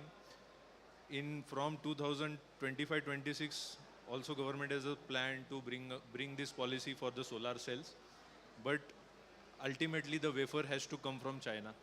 Then it will be converted to cell, and then, of course, the module manufacturing capacity, the speed in which India is moving towards solar deployment, which has been actually affected by this ALMM policy now. That's what I think. But because in net metering and open access projects are the major chunk of this 90 gigawatt which we are talking about. Okay, so in open access project, if we are suggesting only Indian make modules, the capacities are not that much of the Indian manufacturer to achieve that much of demand. Okay, so of course there are new module manufacturers coming up. The existing module manufacturers are ramping their capacities. The big corporates like Reliance, Adani, Tata is also coming up with their big manufacturing capacity. Reliance is actively coming up with their big manufacturing capacity. So there is a approach to increase this manufacturing capacity. But I think the problem is we are not basically manufacturing the module right from its raw material. That requires a different kind of government push to the industrial incentives and all. And when we are talking about net zero or carbon neutral or decarbonization, apart from government, corporates have also their own responsibilities. Corporates, which are basically now their investors, and they have a mandate from their parent group to go carbon neutral, decarbonization, sustainable energy. All those buzzwords are there in corporates, and they are pushing towards whatever solar they can do through open access, through in their premises they are doing. So this will also help to push the target towards the net zero target. Vikrant. Yeah, I like to add 2 points here because, as he mentioned, entire manufacturing of solar PV modules and inverters need to be manufactured here. Then we can support the ecosystem, and you can have a maximum capacity which India needs to install can be manufactured here and used here. So there are two approaches, and there is a need of that, like circular sustainable economy and circular sustainable solution need to be developed here and used here. That's approach need to be followed, and for that I guess people which are working in the OPEX models and open access models, they need to no need to run for only a PPA pricing, also need to run for the valuable and good quality products. Then it can be really achieved, and everyone in the ecosystem can get a better pricing, and they can have funds and time to research and development and make things happen here and working. That's approach need to be followed from here onwards at least. Then we can achieve our targets. And as you mentioned, and your question can be valid, that does we have a capacity, does we have inverters, modules, and funds are available. So that can be achieved through all of this, I guess. Okay, so conclude, I need only one word answer from everyone. Achieving this 500 gigawatt by 2030, DISCOM or utility, policy makers, that is regulatory commission, panel manufacturers, EPC players, and availability of Atmanirbhar Bharat or Indian manufacturer solar panels. Which you think is the weakest link for achieving 500 gigawatt by 2030, apart from funds?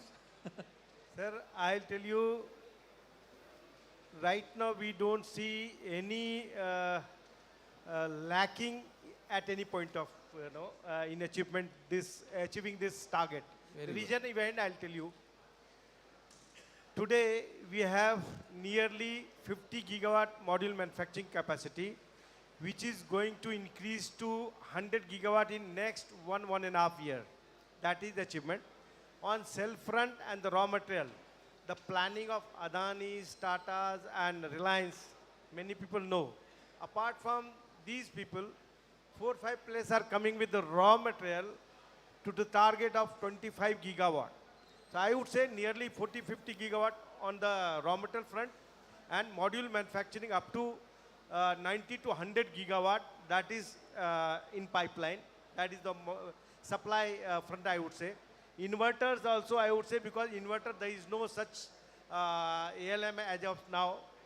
So a lot of capacity. Sir, what is the weakest link among all? I'm coming what to is the that. weakest link? Sir, Only one word. Weakest is, I would say, supply of right manpower and implementation of policy on a timely manner. That is the only problem. Now, finance sector also, from SBI to many private bankers are ready to fund the project, solar projects. The only weak link would be supply of manpower, and consistency in policy might be a problem. Understood. Sachin, as per your opinion, which is the weakest link? Policy, manpower, availability of modules, availability of technology, or fund? Yes. What is the weakest link? As after ALMM, actually, In short, only word, no explanation required. Okay, Only is manpower as well as a policy which is actually implemented in a module as for a DCR content which is used in subsidies. So it is a very gap between the non-DCR modules and DCR modules. So for the need to balance the both type of content, so we need to focus on the manpower as well as these kind of gaps. So weakest link is manpower? Yeah, As per you? As per you, weakest link is manpower to achieve manpower as well as implementing policies like which create a very big gap in the solar system. So what is the weakest link? If you rate 1, 2, 3, 4, which is at the top and which is at the bottom? Yeah, the manpower, second is the implement of policy. Okay. Yes. Rahul?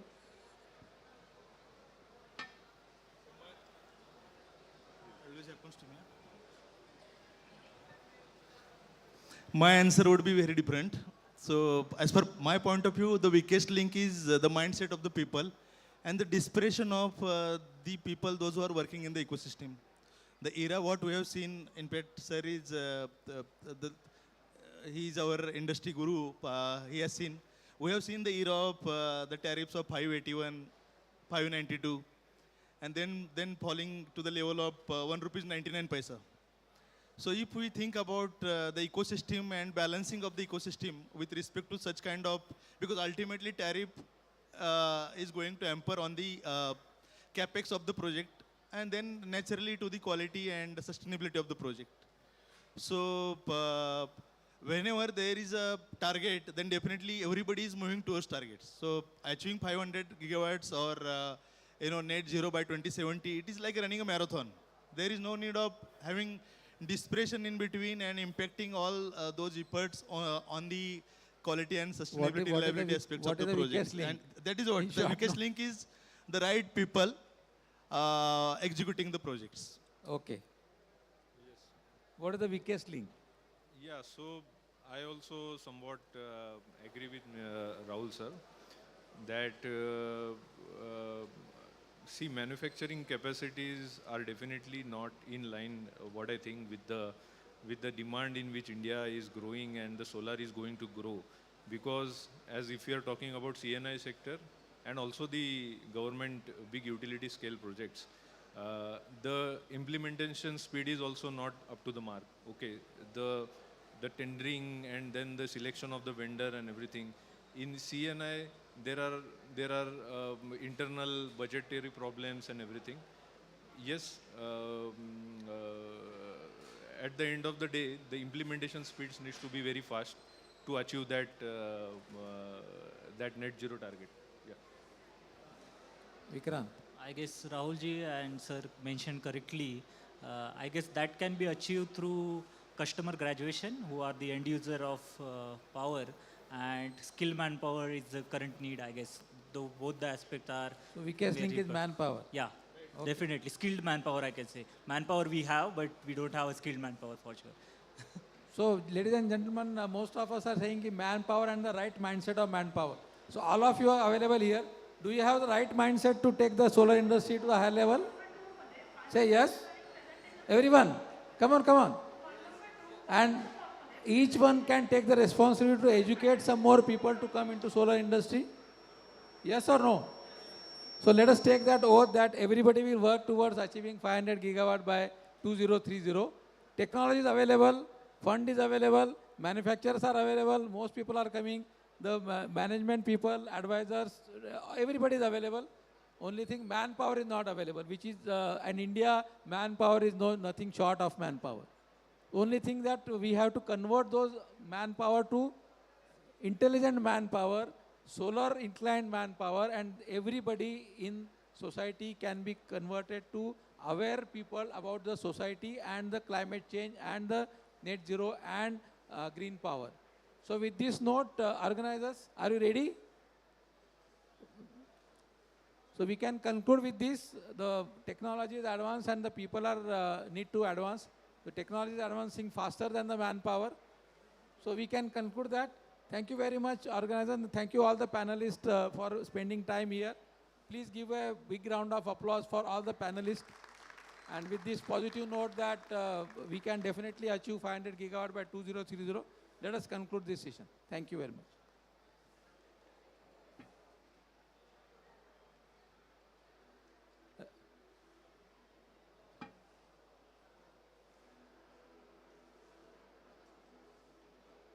Thank you so much. Can we have a round of applause? We are having moderator as Prashant Mankoje, Zoda Kalyanjan, everyone. Ashok Kumar Singh, Sachin Mangal, Rahul Nalwade, Anurag Shivulkar, Vikrant Pankaj. Thank you so much, sir. And for the felicitation, I would request Mr. Sunil Shrishar, GM, Industrial Outlook. Please join us on the stage for the felicitation of, first of all, moderator Prashant Kankoji, Managing Director, E2Z Energies.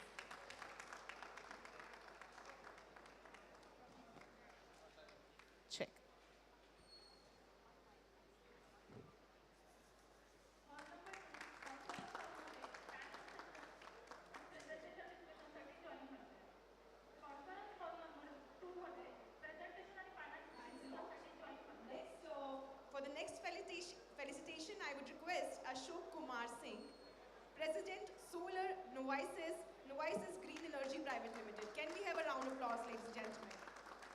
जोरदार तालियां हो जाए. Hello.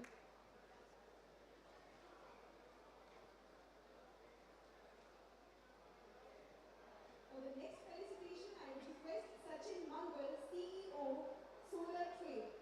Can we have a round of applause?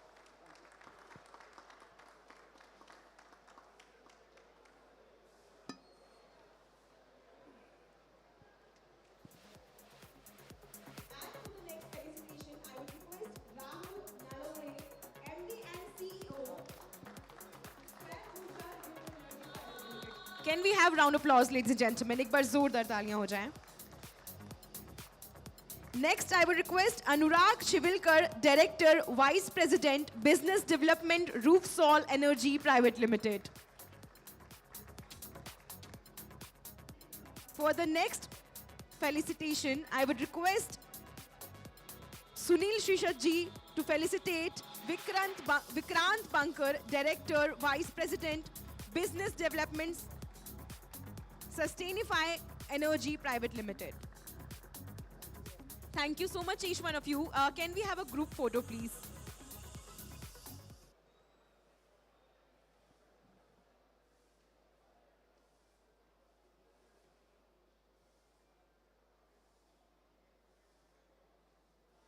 It's really kind, all of you, to be a part of this beautiful panel discussion. We learned a lot regarding solar energies and everything.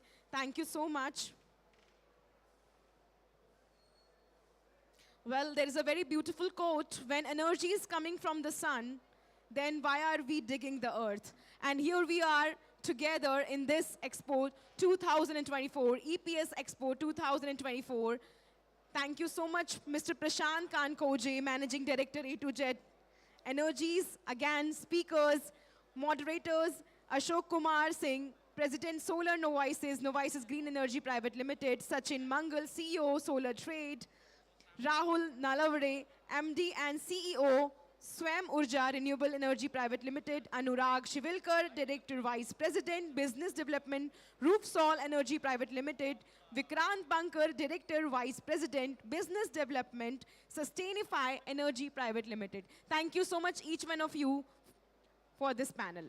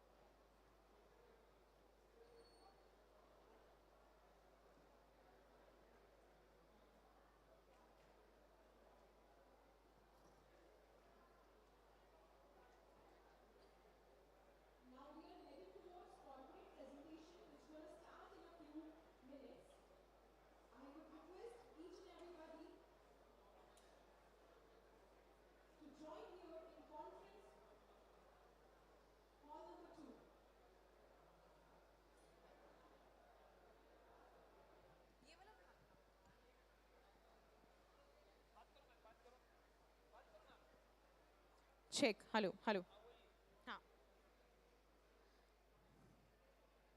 Well, we're going to start corporate presentation in few minutes. I would request each and everyone to join hall number 2. Once again, EPS Energy 2024. I welcome each and entire guest over here, visitors over here. Thank you so much to be a part of this beautiful morning where we are celebrating energies, yes, power and energy.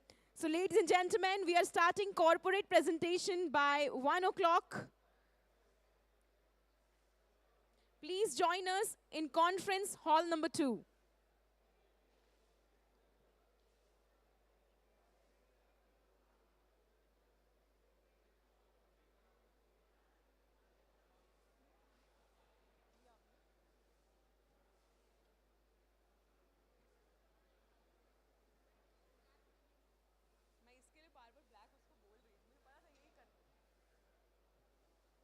Sugar भी नहीं चाहिए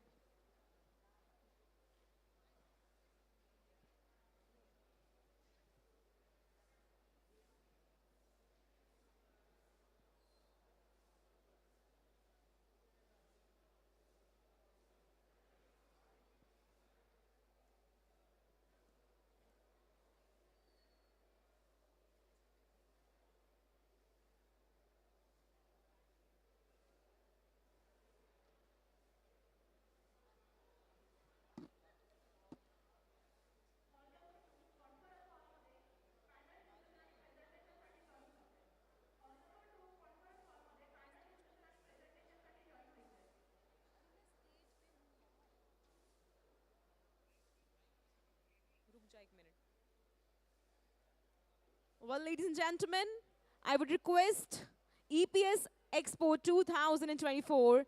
We're going to start corporate presentation in a few moments. So please join us, all the visitors, exhibitors.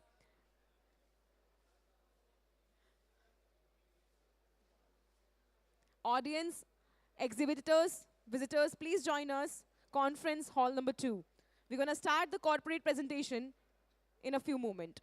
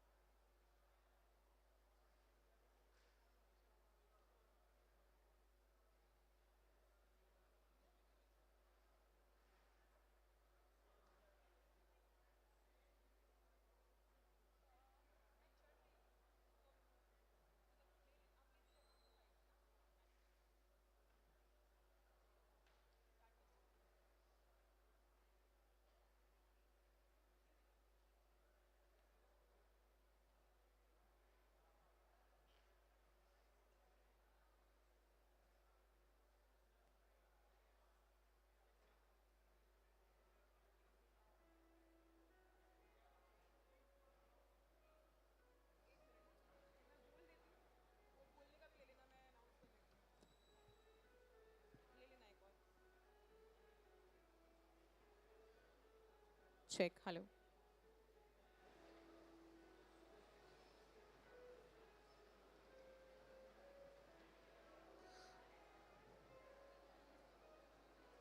यहाँ से.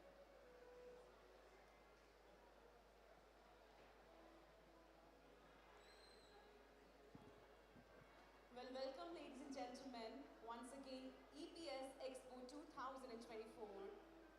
Entire guest, audience, and guest of honors, thank you so much to be a part of this beautiful event. And of course, in a very few moments, we're gonna be having again corporate presentations in session 2. So I would be requesting each and everyone, we're gonna meet here at the time of 2:30. So we're going to start the corporate presentation by 2:30. So we're going to see you all. Thank you so much. EPS 2024.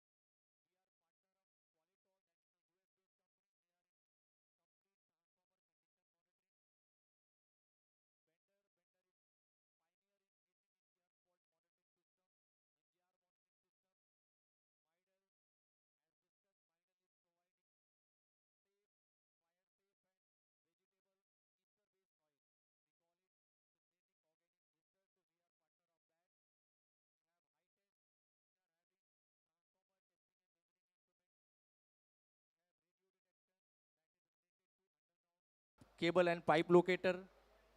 We have Certec, that is for advanced lightning protection system, which we are implementing everywhere like electricity board, coal mines, and other industries. We are partner of Streamer. They are having fault locating system and switchgear panel fire monitoring systems. We are partner of Electro Industries, that is a UK-based company. They are pioneer in power quality meter and management solutions. And Cinecom, that is pioneer in SF6 gas monitoring and handling solutions. Our solutions in medical segments and lab segments. So we are presenting solutions for various segments in hospitals. So Thermo Fisher, in hospitals, we are providing medical isolation panel and fire safety solutions. We are providing solutions in DNA systems from Thermo Fisher. For oil and gas, we are partner of Atmos and other products are there. These are very important and we are serving many industries with this. You can see we are providing solutions for pipeline leak detection, pipeline theft detection. We have tank health monitoring systems.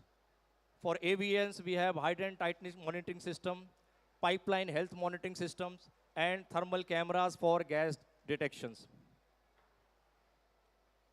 Our solutions for lab and oil and gas division, we are partner of Thermo Fisher. They are having a very good solution for narcotics explosive analyzer. Then we have solutions from Elementor, that is protein analyzer, virtual autopsy. As I told you, we are partner of Atmos. They are pioneer in leak and theft detection in pipelines. Then we have Diatec. They are providing phonon NDT pipeline inspections. These are our presence of all the OEMs globally. Our contribution, we are serving many industries.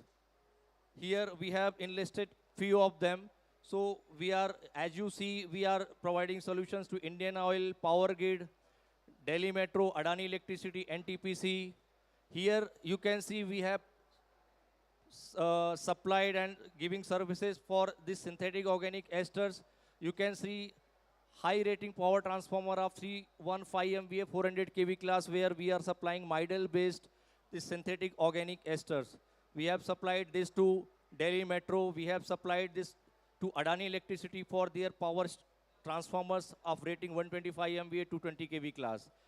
We have a very big and important credentials. We have supplying these specific oils to floating solar that are in upcoming trends. So India is having many floating solar projects where we are supplying this fire safe and vegetable oil.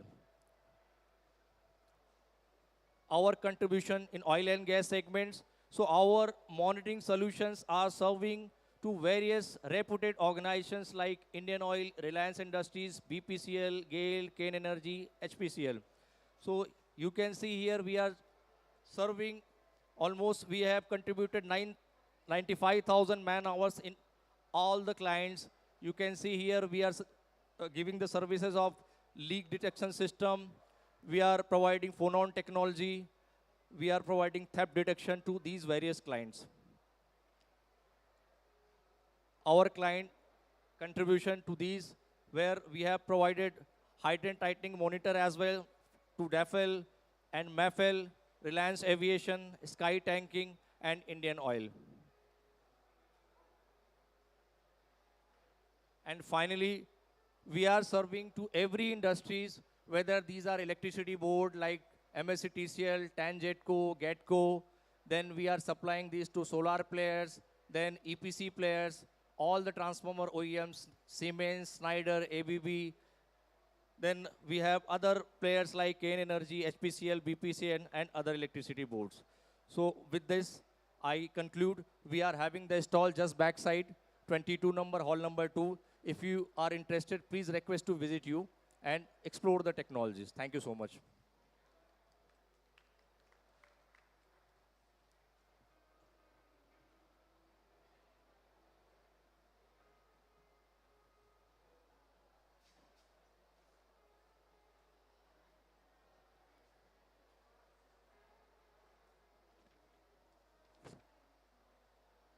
Well, can we have a round of applause for Mr. Dhirendra Dubey, Regional Sales Manager, Home Technical Solution. Thank you so much.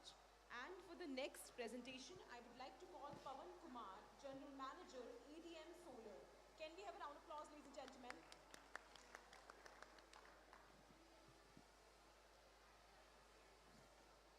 एक presentation है और 2 minute का एक video है वो तो कर रहे हैं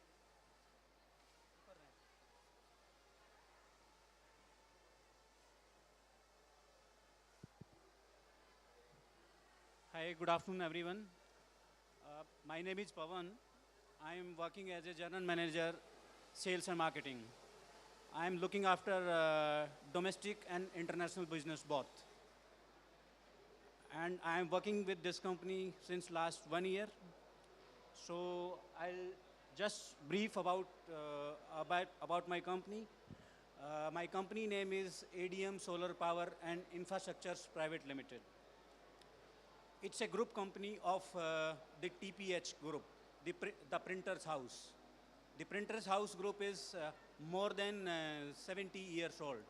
We have started journey in 1946 with offset printing machines and the chemicals, the printing chemicals we are making.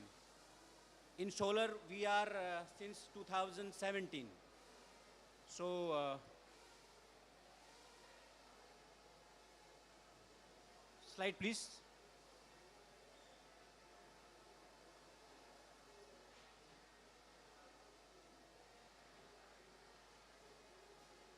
So, in solar, we are having different product categories. So, firstly, we have started with solar modules. So, in solar modules, we are having currently 600 megawatt line, and we are expanding to 1.2 gigawatt. We are manufacturing the monopark solar panels as of now, and from the next few days, we are going to start the top one also. So we are having the complete module range. We are having right now maximum 590 watt power module. Apart from that, we are also manufacturers of off-grid inverters, hybrid inverters, on-grid inverters, lithium batteries, lead acid batteries. And everything is in-house manufactured. We are having a 25-acre campus, and each and every product is manufactured inside that campus only.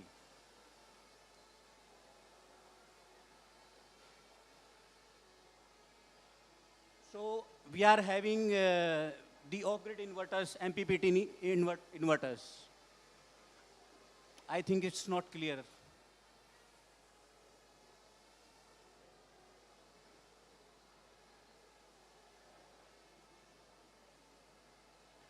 Next, please. So we are having the PWM inverters also. Next. Next. Next. We are also manufacturer of on-grid inverters. On-grid inverters, the complete range. So minimum, you can say 1 kilowatt to 200 kilowatt to 50 kilowatt, we can make it. I think it data sheet is not clear, so I'll, next please. Next. Next one. Next one. Back, the last time.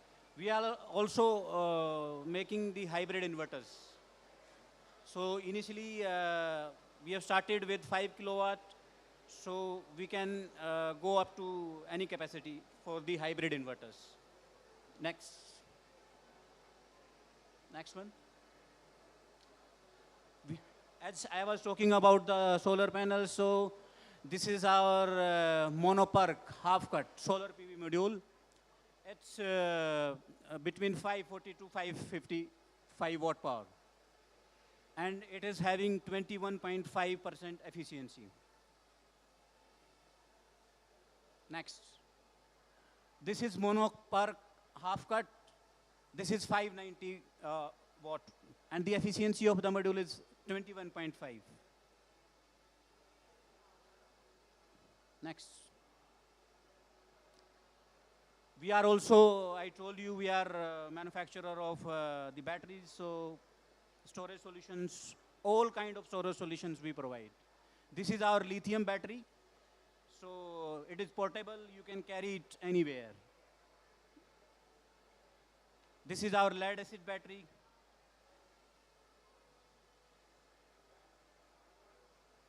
Next. We are also into the EPC services. We are directly doing many government projects and private projects. Recently, we have taken projects in Bihar, Jammu Kashmir, and many other states, and Maharashtra. We are also into solar water pumping system. Recently, we have get an order of 10,000 solar water pumps, which we need to install in Maharashtra, all over the Maharashtra. So it is the biggest order of us. That's all about the company. I just want to run a run a video about the company. So I just please run that video. Excuse me.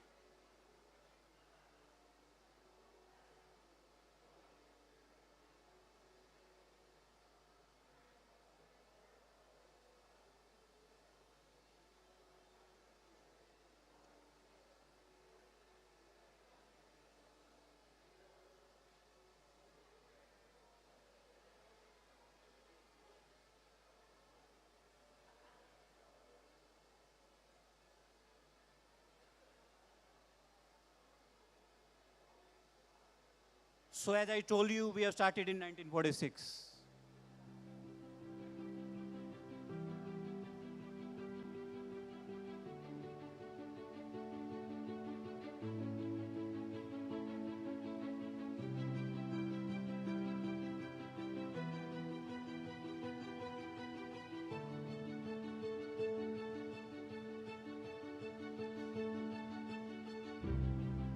This is the original video of our plant, our manufacturing plant for the solar panels.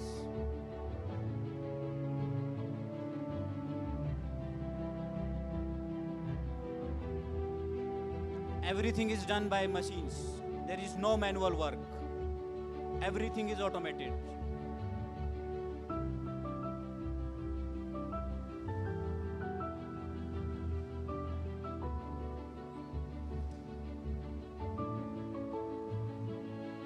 We are going to expand 1.2 gigawatts by the end of next month.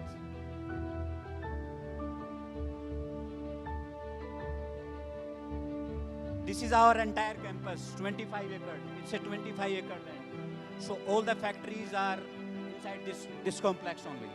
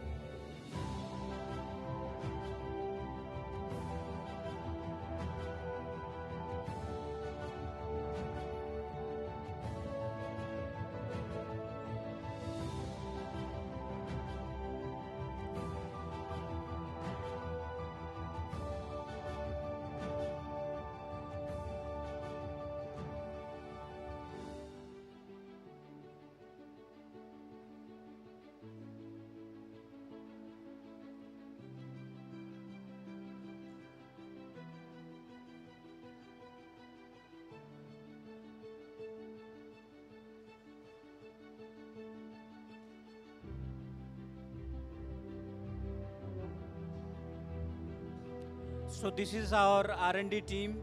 So we are having in-house R&D team for the solar and the offset printing machines both.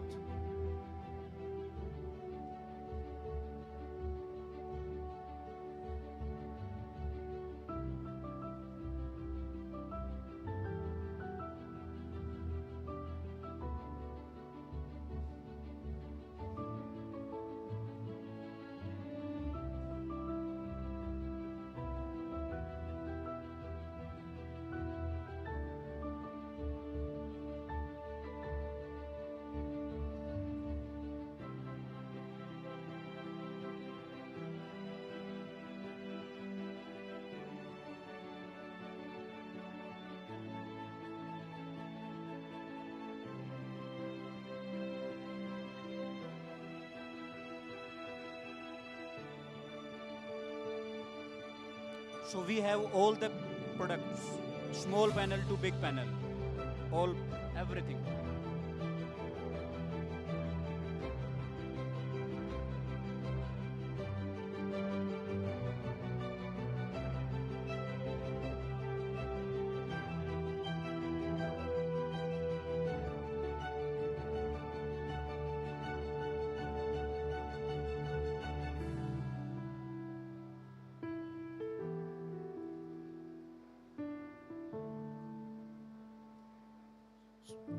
So this is about the company. Stop it. We, as we are the manufacturer of everything like solar panel, inverter, batteries, and everything. So, and we are currently operating pan-India. So we are doing pan-India business. We are doing B2B, B2C, B2G, government, everything we are doing. Apart from the Indian business, we are also exporting to US, Brazil, Middle East, and all the African market. And some other countries also. So this is all about my company. Thanks for your time. Thank you.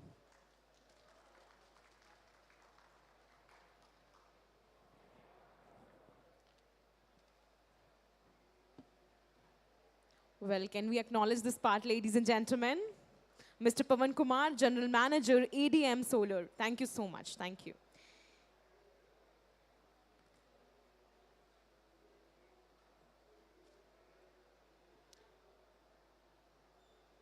Well, solar power is going to be absolutely essential to meeting growing energy demands while staving off climate change.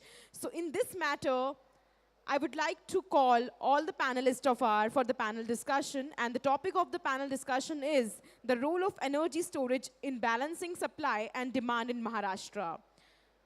So ladies and gentlemen, for the moderator, can we have a round of applause for Mr. Sachin Agrawal, CEO, EPC, Navitas Planet. Thank you so much, sir. Thank you.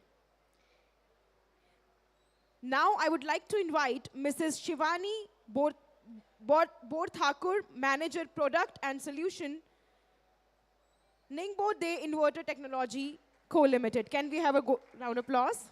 Thank you. And for the next, I would like to call Amit Malakar, co-founder, EcoVolt Energy Solution. Can we have a round of applause, ladies and gentlemen? Mr. Vinayak Valimbe, MD Customized Energy Solution India. Can we have a round of applause? And Nitin Agrawal, CEO, RSA.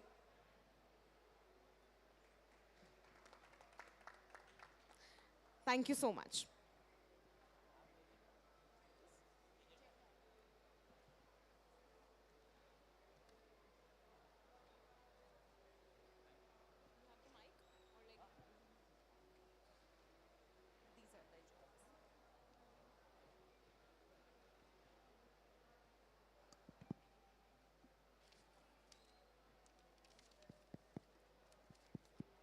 Working?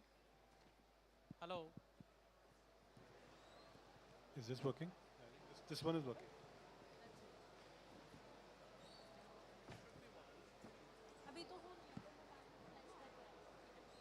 Hello. Yeah, it's working. Yeah, hi. Good afternoon, everyone. And thank you, EPS, for inviting me as a moderator for this session. Also, we have the galaxy of panelists sitting with me on the dais as a speakers. Everyone carrying a huge experience with them in different fields, right from an inverter manufacturer to our base. Two panelists has the immense experience on the storage side. Then we have one speaker, Mr. Nitin. He is from Rajasthan Solar Association, who is closely monitoring the developments which are taking place in the state of Rajasthan.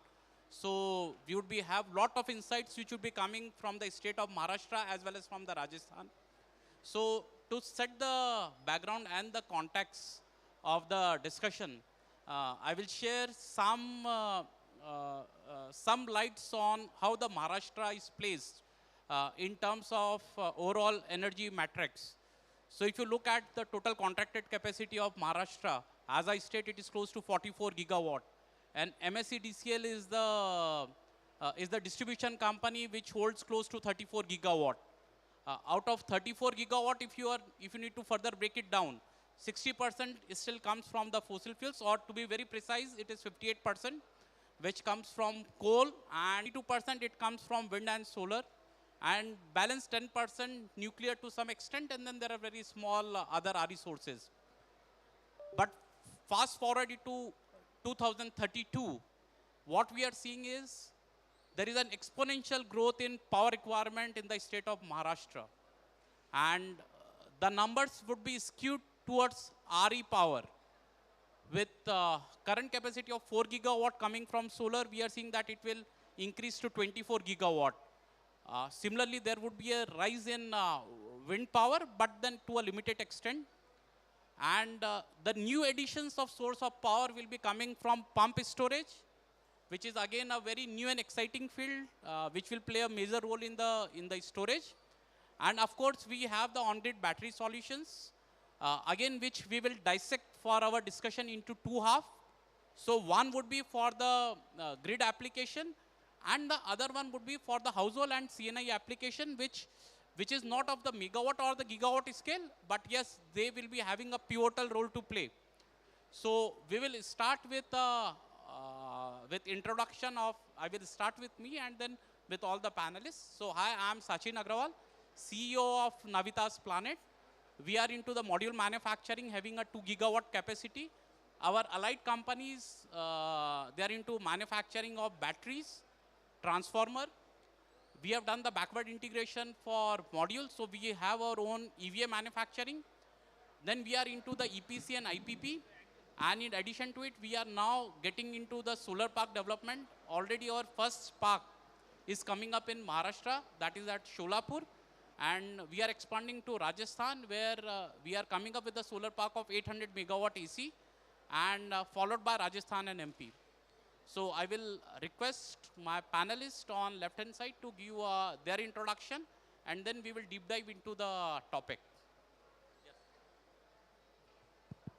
Hello everyone, thank you. I'm Vinayak Kwalimbe, MD Customized Energy Solutions India.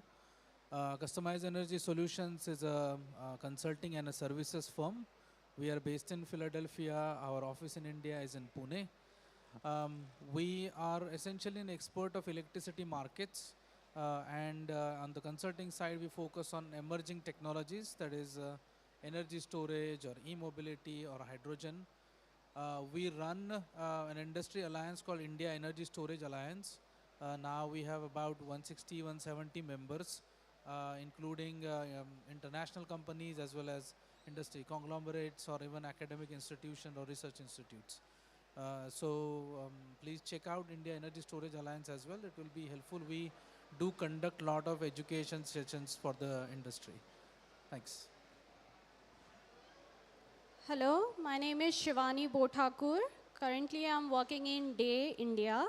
So Day is a manufacturing company. We manufacture inverters, we manufacture energy storage solutions. So we, in inverters, like we have on-grid inverters, hybrid inverters, micro inverters, and the energy storage solutions that we have, these are all lithium-based solutions. So coming to our availability, we are available pan-India and also we supply to other parts of the world. Thank you. Hi, good afternoon. I'm Amit Malakar, and I'm one of the founders of EcoWorld. So what we are essentially looking at, we are net zero partners for customers who want to get into sustainability and who've not been able to really work out commercially viable solutions, right? So we are trying to work with them, and we're starting off in the warehousing and transportation space, in the supply chain space, trying to make supply chain net zero and moving on from there. Om Suryaya Nama. Good afternoon, everybody. This is Nitin Agarwal, CEO Rajasthan Solar Association.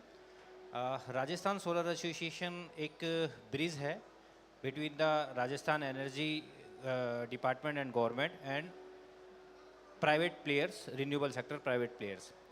Rajasthan solar association पिछले 15 साल से work कर रहा है राजस्थान में, चाहे से राजस्थान के पहले सोलर प्लांट से लेके अभी जितना भी डेवलपमेंट हो रहा है, राजस्थान सोलर एसोसिएशन हमेशा उसका एक एक्टिव रोल रहा है राजस्थान के रिन्यूएबल सेक्टर में। राजस्थान सोलर एसोसिएशन के दो पार्ट्स हैं, एक गवर्नमेंट की तरफ से, तो गवर्नमेंट की तरफ से राजस्थान सोलर एसोसिएशन जितनी भी पॉलिसी मेकिंग होती है, जो डिसीजंस होते हैं या रिन्यूएबल सेक्टर को प्रमोट करने के लिए एनर्जी मिनिस्ट्री ऑफ राजस्थान के जितने भी इवेंट्स होते हैं उसको आरएसए लीड करता है। जैसे कि अभी कुसुम के जितने भी कंपोनेंट्स हैं उसको Rajasthan solar association ministry of Rajasthan energy ministry of Rajasthan की तरफ से प्रमोट कर रहा है। उसके लिए इवेंट्स वगैरह करना और उसको सक्सेस करना आरएसए का मकसद है। उसके अलावा पीएम सूर्यघर को लेके जितने भी डेवलपमेंट राजस्थान में हो रहे हैं वो भी हम लोग ही लीड कर रहे हैं राजस्थान गवर्नमेंट की तरफ से। यहाँ तक कि पीएम सूर्यघर में हमने energy minister of Rajasthan Shri Hiralal नागर जी के साथ मिलके 3 गांव अडॉप्ट भी कर रखे हैं, जिसको कि 100% सोलराइजेशन हमको करना है। तो इस तरीके से राजस्थान सोलर एसोसिएशन राजस्थान की एनर्जी मिनिस्ट्री के साथ मिलके ये सारे काम करता है। उसके अलावा जितने भी हमारे रिन्यूएबल सेक्टर के प्राइवेट प्लेयर हैं, तकरीब राजस्थान सोलर एसोसिएशन के अभी 600 मेंबर्स हैं, तो हम लोग उनके लिए एक मार्केट प्लेस प्रोवाइड कराते हैं। जितना भी हमारे इवेंट्स होते हैं, एक्सपो होते हैं, नेटवर्किंग मीट होती है, वो हम उन लोगों के लिए करते हैं जिससे उनका बिजनेस डेवलप करता है। इसके अलावा Rajasthan solar association skill development में काम कर रहा है। राजस्थान सोलर एसोसिएशन इंडिया का पहला रिन्यूएबल सेक्टर का research and development centre Jodhpur में बनाने जा रहा है, जिसका कि कंस्ट्रक्शन स्टार्ट हो चुका है। जितना भी जॉब रिक्वायरमेंट होता है, कोर्सेज मेकिंग होती है हमारे यूथ के लिए, नियर बाय 10 यूनिवर्सिटीज़ के साथ हमारा एमओयू है। जोधपुर आईआईटी के साथ हमारा एमओयू है, तो उनके साथ हम मिलके कुछ कोर्सेज डिज़ाइन कर रहे हैं जिससे कि हमारी इंडस्ट्री को एक प्रॉपर यूथ मिले। इस तरीके से राजस्थान सोलर एसोसिएशन एक तरीके से कंप्लीट रिन्यूएबल सेक्टर के सभी तरीके के वर्क्स कर रहा है। Thank you. Hi, Shivani. So I will start the discussion with you. You being the lady, so I will want to give that privilege. So you are into manufacturing of inverters. So I presume it is both off-grid, on-grid, and hybrid solutions. So when we talk about the storage, so the major concern what the industries or what the government is having is about the reactive power. So in the first session also we had this question which has come up related to reactive power and basically the lagging power factor. So if you look at the Maharashtra policies, you need to maintain certain power factor level.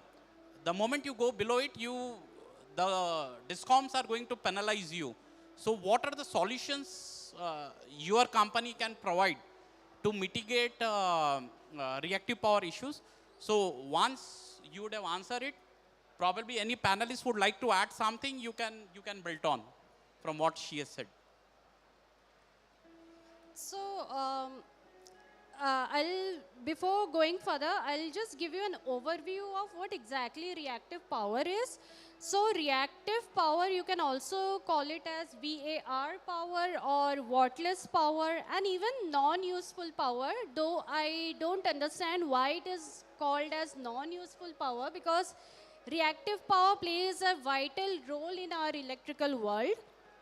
So, going to basics, we have three different types of power. One is active power, one is reactive power, and the third one is apparent power. So apparent power is nothing but vector summation of other two powers, that is active and reactive. So reactive power needs AC circuit. AC circuit means we connect inductive and capacitive load.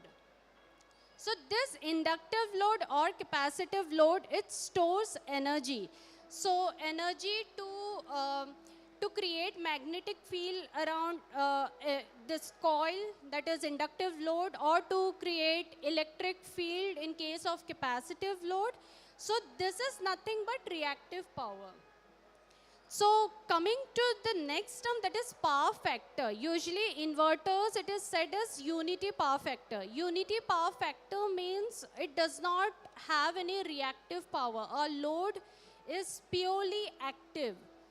But whenever we are connecting any inductive load, mostly it is seen in case of commercial applications. Whenever we are connecting any inductive load or capacitive load, we need some reactive power. So in early days, what happens, this for commercial application, grid used to charge for this active power and reactive power. Now, inverters are capable of providing adjustable power factor. So in day, like day also have solution which can be adjusted. So power factor can be adjusted between 0.8 lagging to 0.8 leading. So we can provide reactive power compensator. So that can help in removing that or correcting bad power factor, what we say. So bad power factor means whichever is not equivalent to 1 is considered as bad power factor, because the grid charges for that. So inverters, they can help you on that, and it can be adjusted from 0.8 leading to 0.8 lagging. And also we have, like they have different inverters. We, as I mentioned, we have on-grid inverters, we have hybrid inverters. So all these inverters have that adjustable power factor. So whenever you're connecting any inductive or capacitive load to this system, you won't be charged if it is within the range. And also if you see like the power factor or the energy storage solution, whenever we are connecting any energy storage solution to this system. So the purpose of energy storage solution is not only to provide power or during power outages, it is also to support those load during peak during when the generation is less, or you can even say that it can be used for peak shaving application, which means that if you want to limit or if you don't want to take entire load, or you can, in other terms, you can say that you don't want to run your entire home on grid. So you can set a value, and this, if the load exceeds, then that can be catered through energy storage solution, whatever you are connecting. It may be lead acid or lithium solution. So in this way, all different applications. So another question that you have asked, like how this energy storage solution can help grid. So by adjusting the power factor, it can support grid, it can reduce the electricity bill by giving that peak shaving support. Also it can reduce the load on grid, and also you can, like earlier this hybrid concept was not available. So that time people used to connect only on grid inverters. So now they need hybrid solutions. So AC coupling can be done, where we connect this storage along with PCS to the AC part of the connection. So all this can be done, and yes, we do have solution for that. Thank you, Shivani. So you want to build on? To what she was saying, that if you look at electricity bills of industrial customers, so they actually have a power factor penalty as well. So if below certain power factor, they end up paying heavy charges. So a lot of industries actually install capacitor banks, which are nothing but very, very short duration energy storage. So now if you are putting, let's say lithium ion batteries or any other types of batteries for that matter, for your backup, the same solution with the inverter that they use can be used for reactive power compensation. So you can eliminate the capacitor banks that are there and still get the desired power factor that you want with the energy storage. Thanks.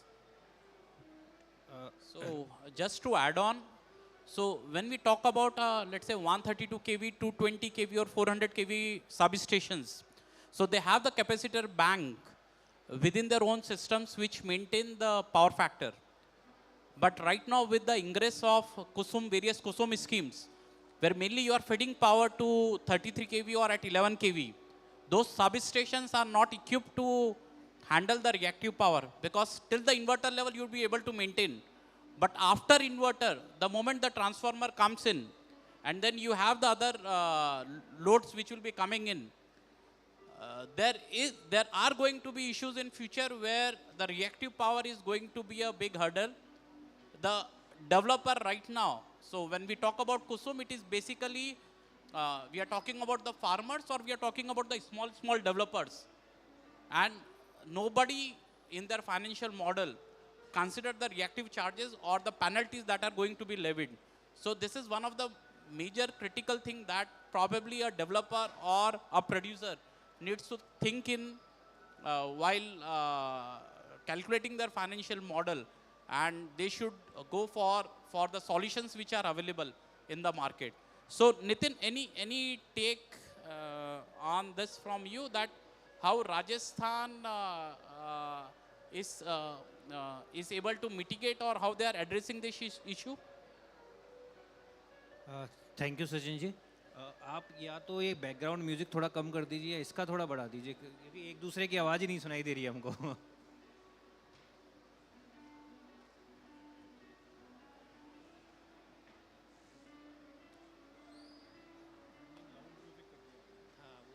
Background चल रहा है plus आपस में नहीं सुनाई दे रहा,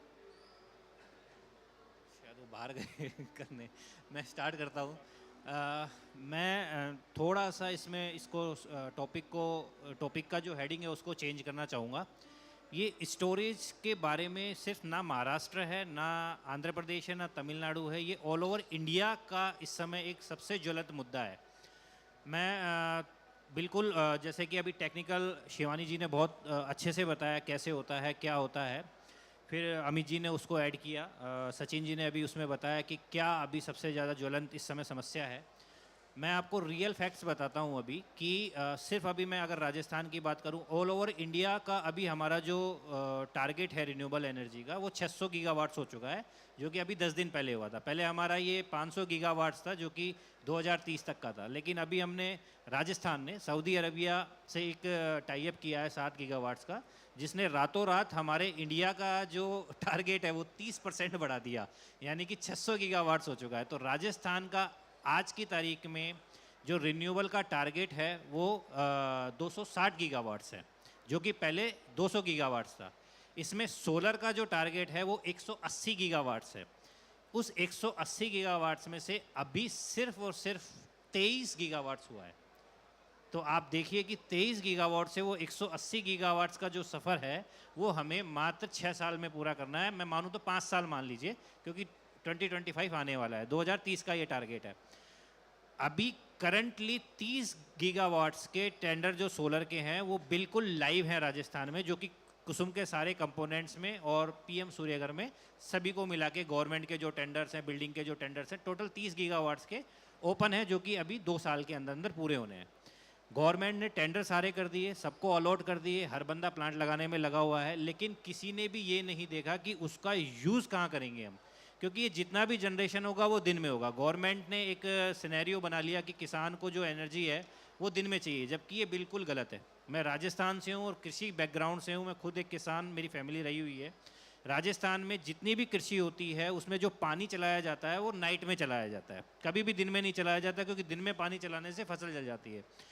तो generation government ने इसको ऐसे प्लान करके लेके आई कि दिन में बनेगी और दिन में यूज़ हो जाएगी, जबकि वो सिर्फ और सिर्फ ग्रिड में जाएगी, जिसका अभी तक कोई स्टोरेज नहीं है। इंटरनल ये है, अब अभी हमने गवर्नमेंट के सामने ये चीज़ रखी, हमने एनर्जी मिनिस्टर ऑफ राजस्थान के सामने ये बात रखी, हमने सीएम के सामने ये बात रखी मैं आपको इंटरनली बताता हूँ कि इस समय गवर्नमेंट सबसे ज़्यादा डरी इसी चीज़ के लिए पड़ी हुई है। उसको कोई मतलब नहीं है कितने टेंडर हो चुके हैं, कितने लगना है। अभी गवर्नमेंट के हाथ पैर फूले हुए हैं सिर्फ इसी चीज़ के लिए कि प्लांट लगने चालू हो गए हैं, आप स्टोरेज कहाँ करोगे, ग्रिड का वो लोड कहाँ पे आप ट्रांसफ़र करोगे। और मार्क माई वर्ड, जो स्टोरेज है वो आने वाले टाइम का रिवॉल्यूशन है। जो रिवॉल्यूशन आज हम सोलर में देख रहे हैं या उससे पहले हमने विंड में देखा था, या मैं कहूँ अदर इंडस्ट्रीज़ में आईटी वगैरह में हमने देखा था, आने वाले 10 साल जो हैं वो सिर्फ और सिर्फ स्टोरेज के हैं। जो इसमें पहले आ जाएगा, जो इसके सॉल्यूशंस ले आएगा, जो इसमें पहले काम कर लेगा वो जीत जाएगा। वो अपने आप में टाइकून बन जाएगा, वो अपने आप में यूनिकॉर्न बनेगा और जितना जल्दी हो सके उतना जल्दी वो ग्रोथ करेगा। लेकिन अभी हमारे पास उसके सॉल्यूशन नहीं है। सारी कंपनीज, टाटा हो गई, अडानी हो गई, सभी उसमें लगे हुए हैं। कुछ मॉड्यूल लेवल पे तैयारी कर रहे हैं, हम लोग उसका ट्रायल भी कर रहे हैं, हम लोग मिलके काफ़ी उसमें वर्क कर रहे हैं। वो काफ़ी एक अदर फैक्टर है, लेकिन अभी तक हमने इसमें जीत हासिल नहीं की है और ये बहुत जल्दी इसमें करना पड़ेगा। क्योंकि अगर हमें प्रधानमंत्री जी का जो विज़न है कि उन्हें एनर्जी में डिपेंडेंट होना है, उन्हें हमें एनर्जी इंपोर्ट नहीं करनी है, तो उसके लिए हमें इस पे 100% वर्क करना पड़ेगा। अभी हमारे सामने प्रॉब्लम्स क्या है? प्रॉब्लम हमारे सामने सबसे बड़ी आ रही है फाइनेंस। क्योंकि आज की, जैसे कि मुझे याद है कि अभी 12 साल पहले जब हम लोगों ने राजस्थान का एक 12-15 साल पहले जब हमने सोलर का पहला प्लांट लगाया था, उसको MOU 18 रुपये यूनिट में हुआ था, जो आज भी चल रहा है। तो आज वही समस्या हमारे सामने खड़ी हुई है कि स्टोरेज के जो भी सॉल्यूशन आ रहे हैं उनका प्राइस इतना ज़्यादा आ रहा है कि वो नॉट एक्सेप्टेबल है। अभी एक प्रेजेंटेशन था एक कंपनी का, अभी 8 दिन पहले हम लोगों ने डेवलपर्स मीट बुलाई थी राजस्थान में। उन्होंने बताया कि वो स्टोरेज करके जो एनर्जी दे रहे हैं उसमें उनका जो MOU हुआ है 1 गीगावाट्स का था, 9.5 रुपये यूनिट में हुआ है। तो अभी चलो ठीक है, ये प्राइसिंग का है। जैसे जैसे सोलर आज 2.5 रुपये पे आ गया, 2 रुपये 25 पैसे पे आ गया, स्टोरेज भी उस तरीके से आ जाएगा। लेकिन इसका सबसे बड़ा जो चैलेंज है, मैं थोड़ा इन्वायरमेंट फ्री आदमी हूँ, ये हमारे लिए एक बहुत बड़ी समस्या आने वाले फ्यूचर में क्रिएट कर देगा। कि क्योंकि ये हम जो बैटरीज जो कर रहे हैं ना, जितना हम लेके चल रहे हैं उसको, ये आने वाले टाइम में जैसे हम दिल्ली में देखते हैं पहाड़ बने हुए हैं कचरों के, उसी तरीके से हमारी जो भारत है उसमें आने वाले टाइम में ये लिथियम एंड जितनी भी बैटरीज है उसका डिस्पोजल सबसे बड़ी समस्या बन के हमारे सामने उभरेगा। तो आज हम उस दो राह पे खड़े हैं जिसमें हमें उसका सबसे जल्दी से जल्दी सॉल्यूशन भी करना है, हमें स्टोरेज कंप्लीट भी करना है। 200 गीगावाट 250 गीगावाट आने वाले टाइम में हमको उस कैपेबिलिटी पे जाना है। और दूसरी ओर हम उस राह पे भी खड़े हुए हैं जो कि हमारे आने वाले टाइम में इसको एक बहुत बड़ी समस्या बना देगा, जो कि हैंडल करना आई थिंक हमारे लिए मुश्किल हो जाएगा। तो मैं आप लोगों के सामने दोनों फैक्ट्स रखे मैंने, मैं पॉजिटिव भी रखा, नेगेटिव भी रखा, लेकिन ये रियलिटी है। तो ये फ्यूचर है और इस फ्यूचर में जो जितना जल्दी कर लेगा आई थिंक वही विनर होगा। Thank you. So Amit, we would like to hear from you the use cases, more from the consumer point of view, as well as the challenges what you had seen when you go for the implementation of such kind of systems in CNI residential consumers. So we would like to know both sides, from the end customer perspective, what are the challenges they are facing, and from the installer point of view, if you can throw some light onto it. Yeah, thanks. Audible? Yeah, so I'll speak from the perspective of consumers, CNI, and within CNI, if I take the example of warehousing and the supply chain industry. So both electric vehicles and warehousing, right? So every company is trying to get into net zero, right? You're trying to reduce your carbon footprint. You're trying to be more sustainable, and at the same time trying to reduce cost. So people have gone in for solar. Right, and as Nitin ji mentioned, solar to generate kar raha hai din mein, but then you are not really able to use it at night. So as a result, you have so much rooftop available, and typically warehousing is using rooftop. You're probably using only 25% of the rooftop capacity, and within that also you're probably using only 20% of the solar capacity, right? Because it is, you are not able to match consumption equal to production at times. Some operations, especially if you look at e-commerce, all of them operate throughout the night.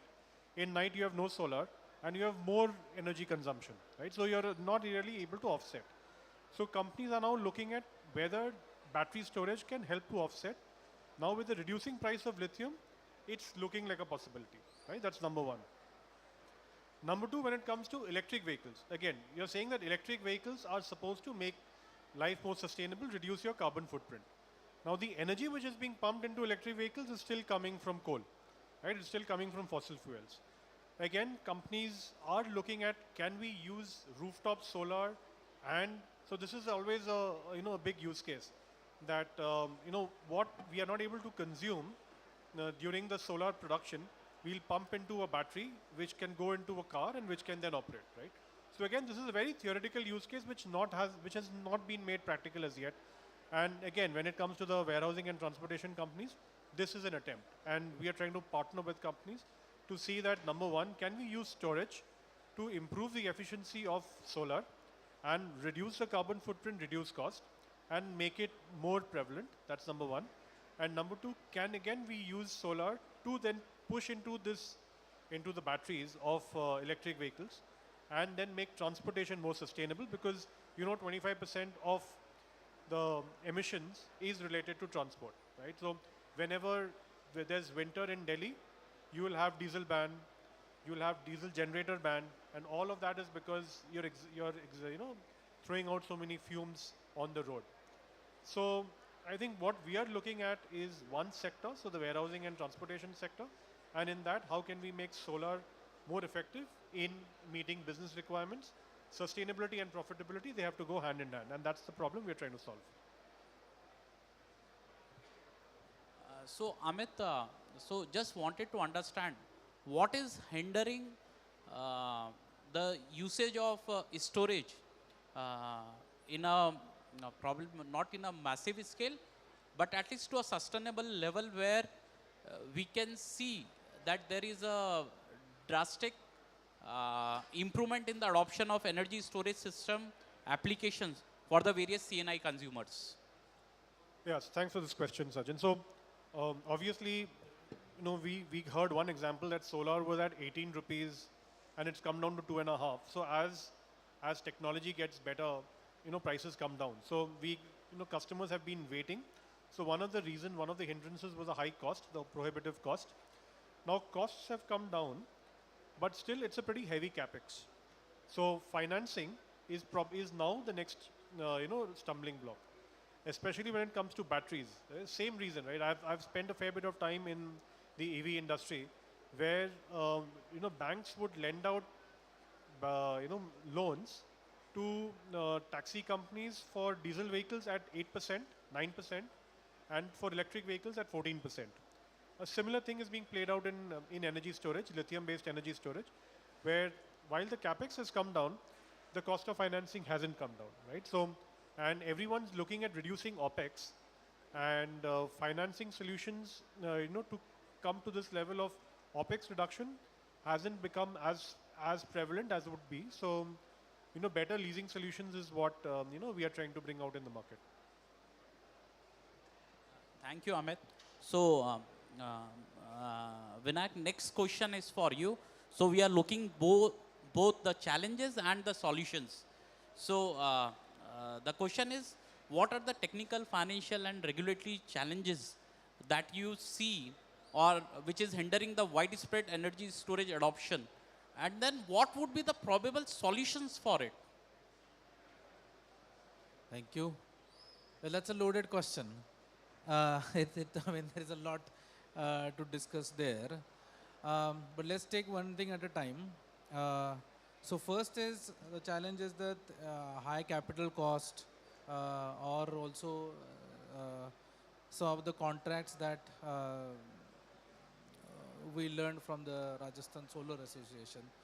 So non or 9.5 ka contract, I don't know what that is, but nowadays the prices have come down so much, so we don't think lithium ion cell prices will go down any further. So just to give an example, now cell prices of lithium ion, people are talking about $50 per kilowatt hour. It used to be something close to 120, even $150 per kilowatt hour, maybe just few years back. Some of the tenders that we have seen, which are standalone storage tenders. So a tender that was maybe one and a half year back, where the prices come out at 11 lakh per megawatt per month sort of a winning bid was there. Now that the similar tender gets prices less than 3 lakh per megawatt per day. So that sort of reductions we have seen in just a matter of 2 years. The reduction in lithium ion cell prices have been unprecedented for various geopolitical reasons.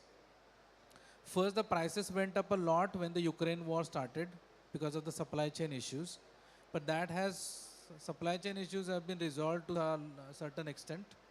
And then there is also a big oversupply in China because they had ramped up the capacity a lot for European markets, and European markets are not really taking as much as any industry expected. So the prices are its all-time low right now for lithium ion cell prices. So in terms of capital cost, that's pretty much resolved. The another issue that was there, which was a hindrance for financing, was a technology risk, because bankers were not really comfortable with the technology. They just didn't understand. And you hear this news, lithium ion batteries catching fire or some vehicle catching fire. So that was obvious a risk in bankers' minds. That to large extent has gone down because there is enough operational history of at least lithium ion technologies and not some of the new ones. And pumped hydro has been there for a long time. So these two technologies, I would say, now lenders are relatively comfortable. It's really in the design of the system that how you are managing the safety of the system. So there is a lot of research has been done. There are safety standards have been developed. Again, the tenders that we are using do have those standards. So it's about having specific thermal management systems and following certain standards. So that technology risk is largely resolved. Now the regulatory and policy risk. So lot of these tenders actually in their design are fairly good. So you get almost 20-year contract. So that's good. What has not worked well is the cancellation of tenders. So GUNL or even some of the even SECI tenders a couple years back. So we floated tenders, we even ran the process of bidding and then we backed out of the tenders, which doesn't really work well for the industry. So hopefully we have learned our lessons. We as a part of India Energy Storage Alliance, we do talk to regulators, policymakers very regularly, and we have been giving this feedback. So that has changed to a large extent. There are a lot of new initiatives that our regulators like CEA has taken up. So if you see, they have now draft on resource adequacy needs for India as well as in different states. So even for MECDCL, they have a draft in terms of what do they need to do. So it's really about maintaining the reliability of the grid. So which is not adding just a solar or wind or any other renewable is not going to be helpful. You need a reliability of the grid. So that's where really energy storage comes in. So that draft itself talks about pumped hydro as well as battery storage. And the numbers there are relatively low. I think they collectively are probably something close to 1.2 gigawatts by 2030 for MECDCL region. But overall CEA estimates that India needs just on the stationary storage something close to 74 gigawatt by 2032. And that in gigawatt hour terms translates to almost 400 gigawatt hour plus. So that's a fairly large capacity just on the stationary storage. We are not talking about electric vehicles or any other. So that will help. So those challenges have been really resolved. Where the biggest challenges for financiers in India that I see is on the CNI, especially on the CNI consumer cases, is really the sound economic use case. If you just look at, even on paper, then you start seeing the challenge that there is no surety of revenue from lenders' perspective. So unless and until there is a creative design, and I was a part of some of those, it's hard for bankers or financiers to lend money to such projects where they see the risk of suddenly not getting their EMIs that they want. But there are solutions that we can talk some other time. But that's the challenge I see on the CNI perspective. For grid scale projects with these new RFPs and the tenders, I do think financiers will come in. They're very large projects. They are, I mean, we are talking about like 600 megawatt projects at one place that has been floated, and with a contract of 15 years or 20 years. So financiers will come for those projects going forward. So, Vinayak, since you're working very closely with government bodies, both at the national and international level, so what is your take on the R&D, the indigenous R&D, I should put it, and any support which a battery manufacturer can think of from the government per se, that what should be or what may be the incentives that may be extended to manufacturers in India for Atmanirbhar Bharat? Good question. First of all, Indian government and even many states have been really taking steps. So we really welcome those. There are PLI schemes, production linked incentives for new technologies like lithium-ion cell manufacturing, pack manufacturing. There are also niche PLI for different storage technologies where government is giving incentives. There are many states are giving subsidies in the form of low electricity prices or different something on the infrastructure. So likes of Andhra Pradesh or other Telangana and other states also, they have their own incentives. So government has been taking quite active steps, I would say, in recent years. Not just because of innovation, obviously, it's also because of geopolitical reason. Right now, energy storage, so there are primary suppliers of the cells were China and Korea. Nowadays, Vietnam also has taken a leap, but it's primarily China backed. So it's been really concentrated in China. So that something government does see as a risk to the business. So they are trying to avoid what had happened in solar PV industry. So that's why you see huge incentives given to industries to manufacture. And large companies like Reliance, Tata, Exide, Amaraja, L&T, I mean, you name it. All of them are now there to produce or manufacture lithium-ion cells in one form or the other. So which is a really welcome step. If we really though talk about true R&D or innovation, unfortunately, that's not there. So we do have academic institutes and they do some good research, but there is a gap that I see between academic research and the industry. So all these industries that we are talking about who are actually building up gigafactories, they are trying to get to an R&D, but it's just not there. The commercials of and our desire of producing low-cost solutions always trumps the innovation. So that something is little concerning. If you ask me, that's my personal opinion.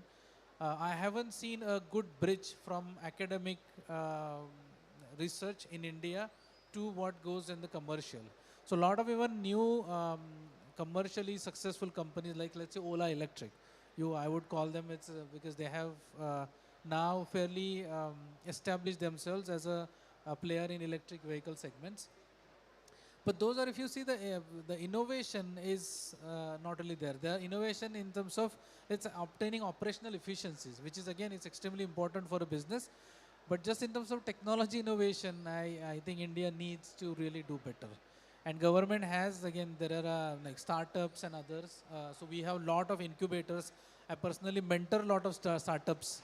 But the quality of research is just not there. I think we need a good education system for that. So it will be a discussion on our education system than anything else for now.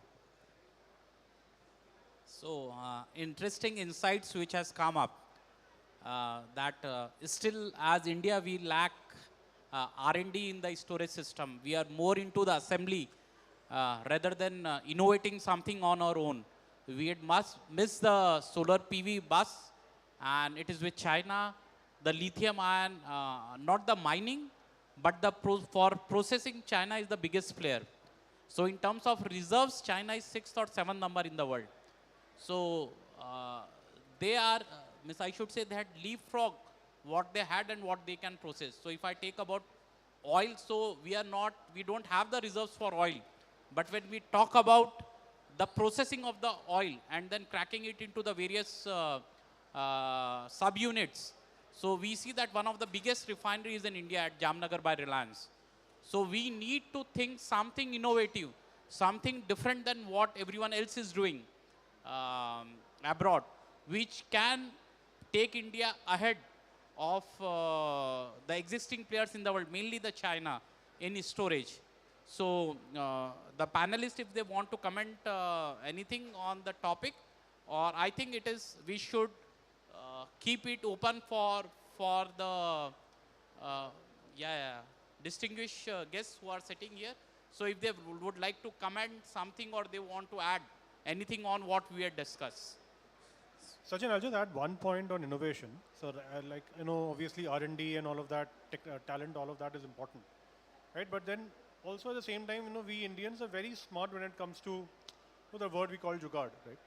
So can we make it economically viable, right? So I know rooftop, there are certain regulations around it. Now in a industrial park, there can be multiple multiple users, multiple consumers.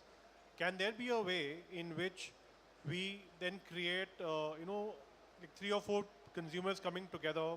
So like you have group net metering, right? Where one person doesn't really have the rooftop capacity, but you're coming together as a group and having your panels in some such place and then consuming in a different place. When it comes to battery storage, can something like this be done? Is there a regulation support around it? Will there... Just to add on, so we have now started talking about the virtual net metering or something like the trading in terms of Bitcoin. So already that is happening. Maybe 1 year, 2 years down the line, we will see some real progress in terms of execution at the ground level. But at concept level, already it has been started. So maybe we'll see something is going to come up in the future. Let's hope so. Yes, so you're right. So group, so it's all dependent on the DISCOM. The DISCOM is losing money, which is why they might not want to do it, which is where the VGF comes in play, right? So which is where certain regulatory support, certain government support comes in play, because it's in the end serving a larger purpose. But yeah, I think DISCOM, you're right. DISCOM is probably the stumbling block there.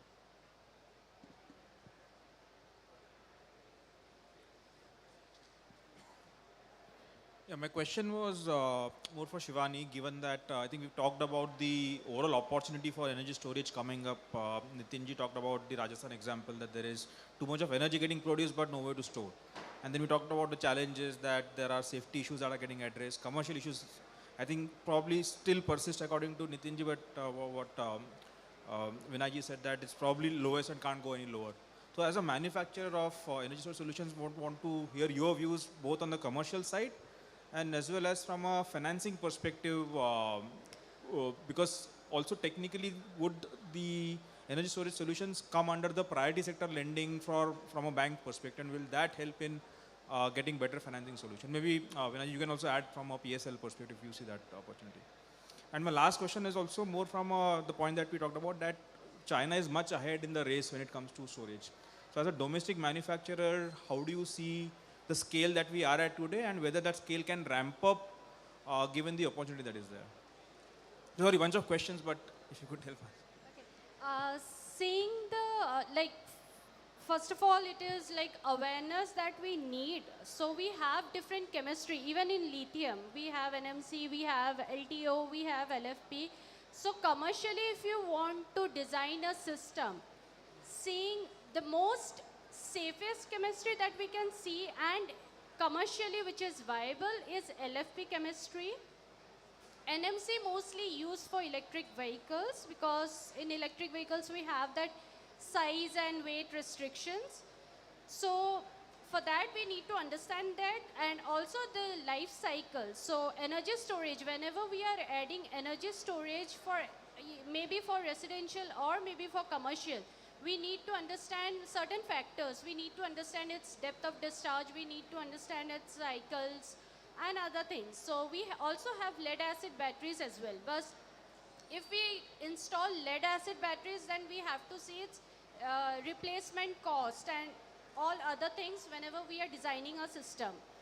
So LFP chemistry, which we can say that it has a lifespan of, or you can say shelf life of the battery is 10 years, it may go above that. So which makes it commercially viable. As Vinayak ji mentioned that now we are seeing there's a drop in prices.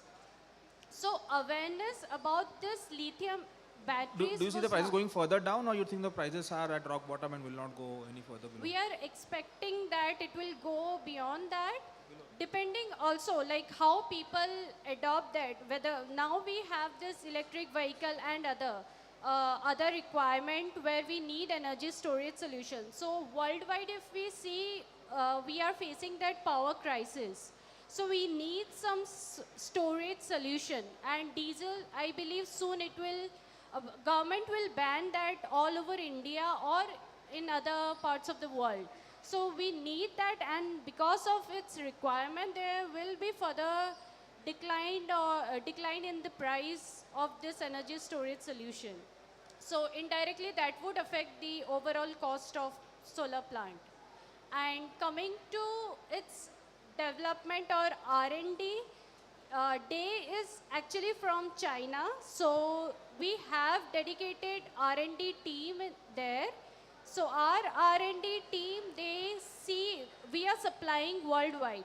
So what exactly every country needs, and depending on that, we manufacture our products like that is actually time of use. That's a one feature that is not required in case of residential, but it is more for commercial application. That is like that plays a measure factor. So time of use means where our tariff is not uniform, and also our demand. So you can set a time whenever you want to charge and discharge through batteries. So again, that would help commercially. Thank you. So do you do any manufacturing in India, or it's all imported and you just do the assembly here? Currently, we are importing directly from China. We do have plans to manufacture in India, but that's under discussion actually. So, Thank you. So in fact, lot of battery storage systems tenders are now coming up.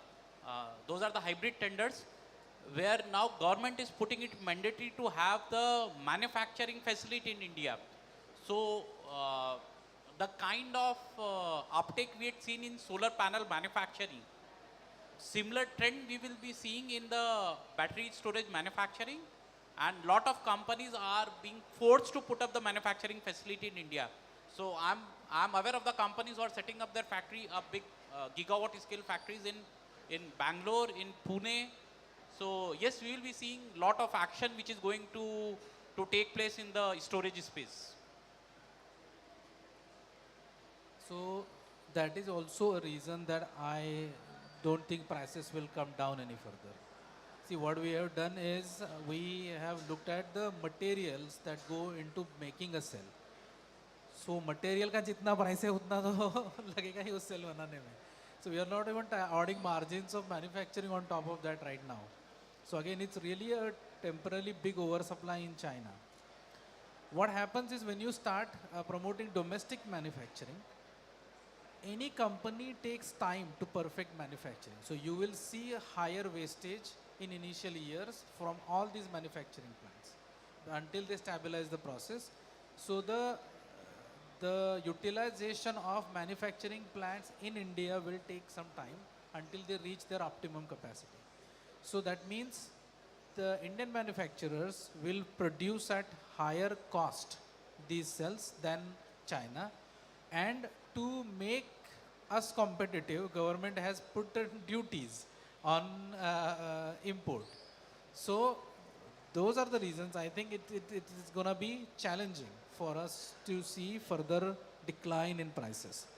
What has happened though, in these bids, the example I gave that 11 lakh bid came down to less than 3 lakh now, is really largely because of a competition.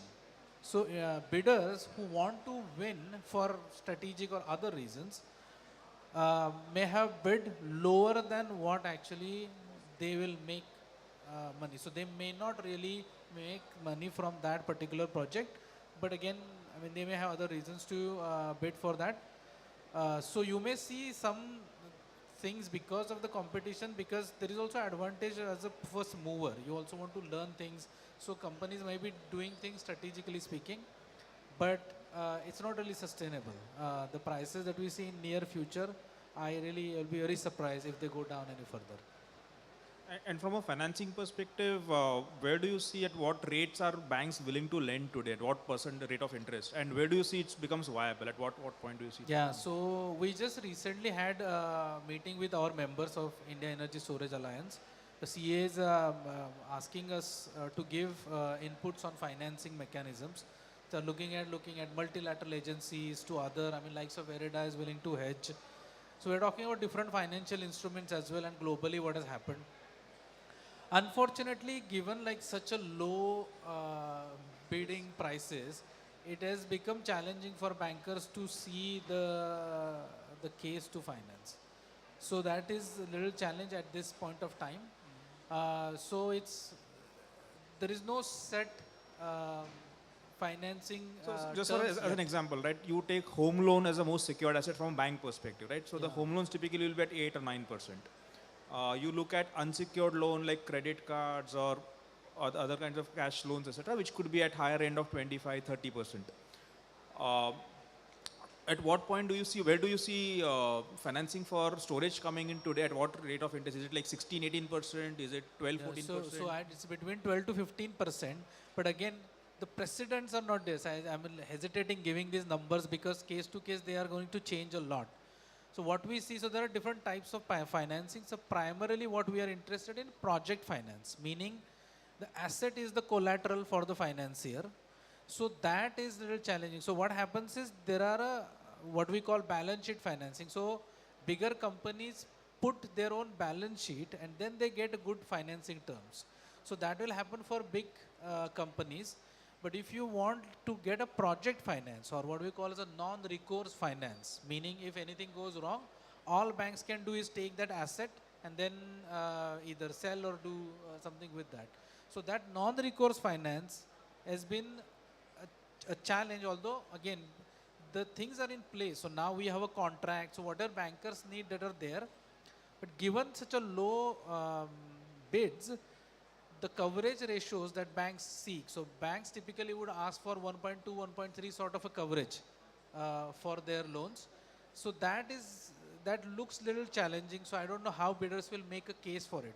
But if they can make a convincing case, you will see interest something close to 12 to 15%. You may also see some financing that comes from foreign institutes where likes of ERIDA may act as a hedge provider. So that's something you will see, but I think it's all in right now in the negotiation stage. So hard to give exact numbers as of now. Thank you.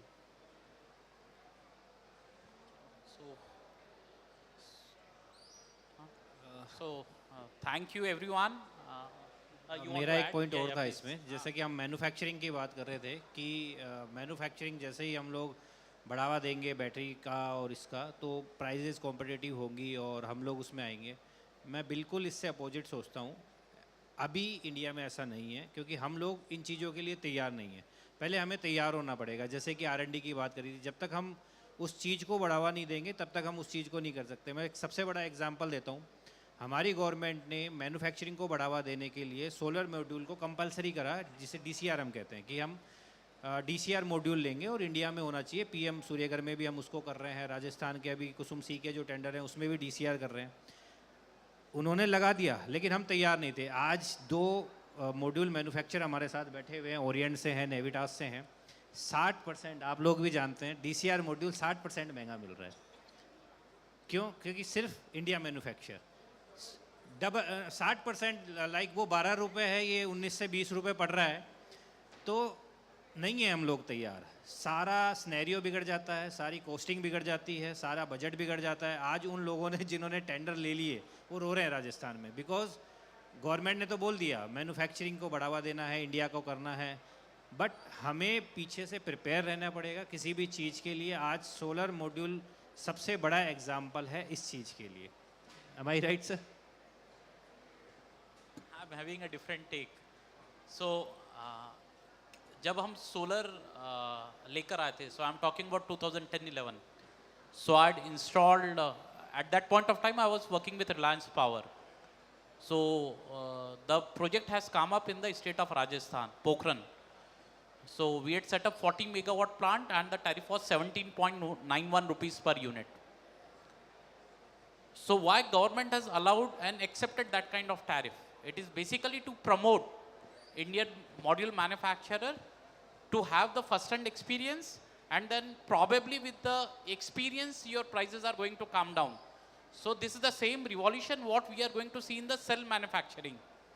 So when you are talking about 12 rupees panel, non-DCR, 20 rupees panel, a DCR one, there is a delta of 8 rupees. But if you look at the government is giving you a VGF of 1.05 crores per megawatt. So basically 10.5 rupees per watt peak, they are giving you the funding or the VGF. So it is basically the government is the one which are spending money. And right now we have the cell manufacturing of 6 gigawatt. That is the nameplate capacity what I am telling. But fast forward 1.5, 2 years, this will ramp up to 20 gigawatt. This is what I am forcing right now. So then slowly the cell issues or the pricing, those issues will go.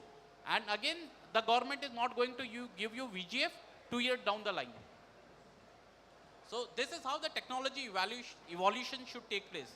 And the same thing we should expect in terms of the storage, that how the government is going to give us the incentives. Thank you. So I think as a panel we are done. We are dot on time. So up to 4 o'clock we are supposed to end. So to the organizers, yeah, we will hand it over back to you. Thank you.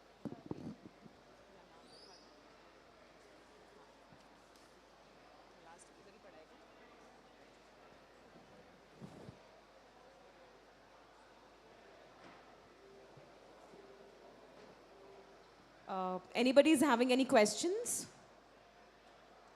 Oh, okay.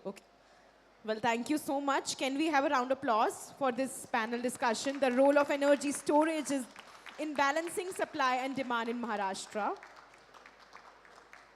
I would request Dr. Prashant Kankoje, Managing Director A2Z Energies.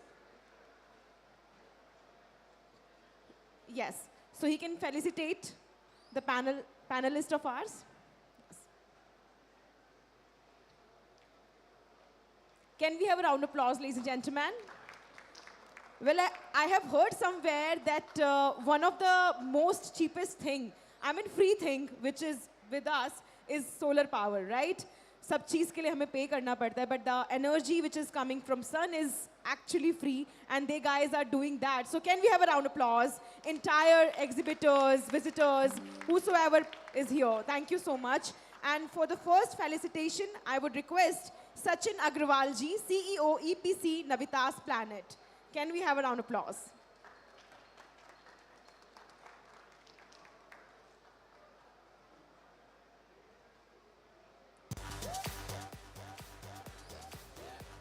Further, I would request Mrs. Shivani Borthukar, Manager Product and Solution, Ningbo DA Inverter Technology Co. Limited. Can we have a round of applause?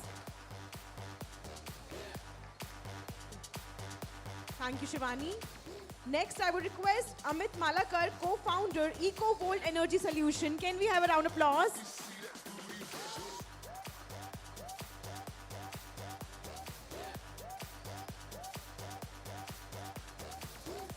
For the next felicitation, I would request Vinayak Walimbe, MD, Customized Energy Solution India.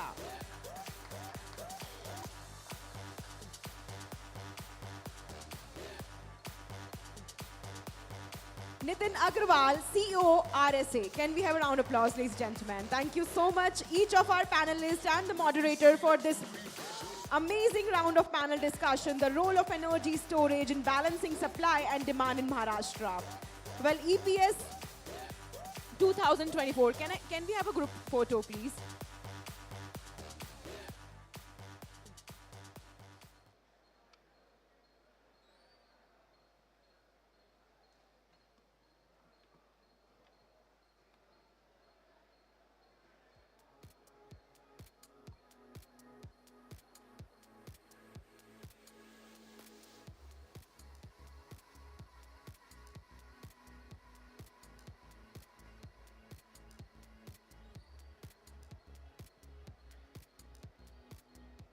Thank you so much, each of the panelists, for this beautiful discussion. Thanks a lot. And thank you, all of you, that you were part of this exhibition. Tomorrow, we're going to proceed with 11 o'clock in the morning. I request all the presentation and the panel discussion going to happen tomorrow after 11 o'clock. So be here on the time. Till then, thank you so much. And yes, we're going to see you tomorrow. Once again, sabhi ko bahut sara pyar. And yes, thank you.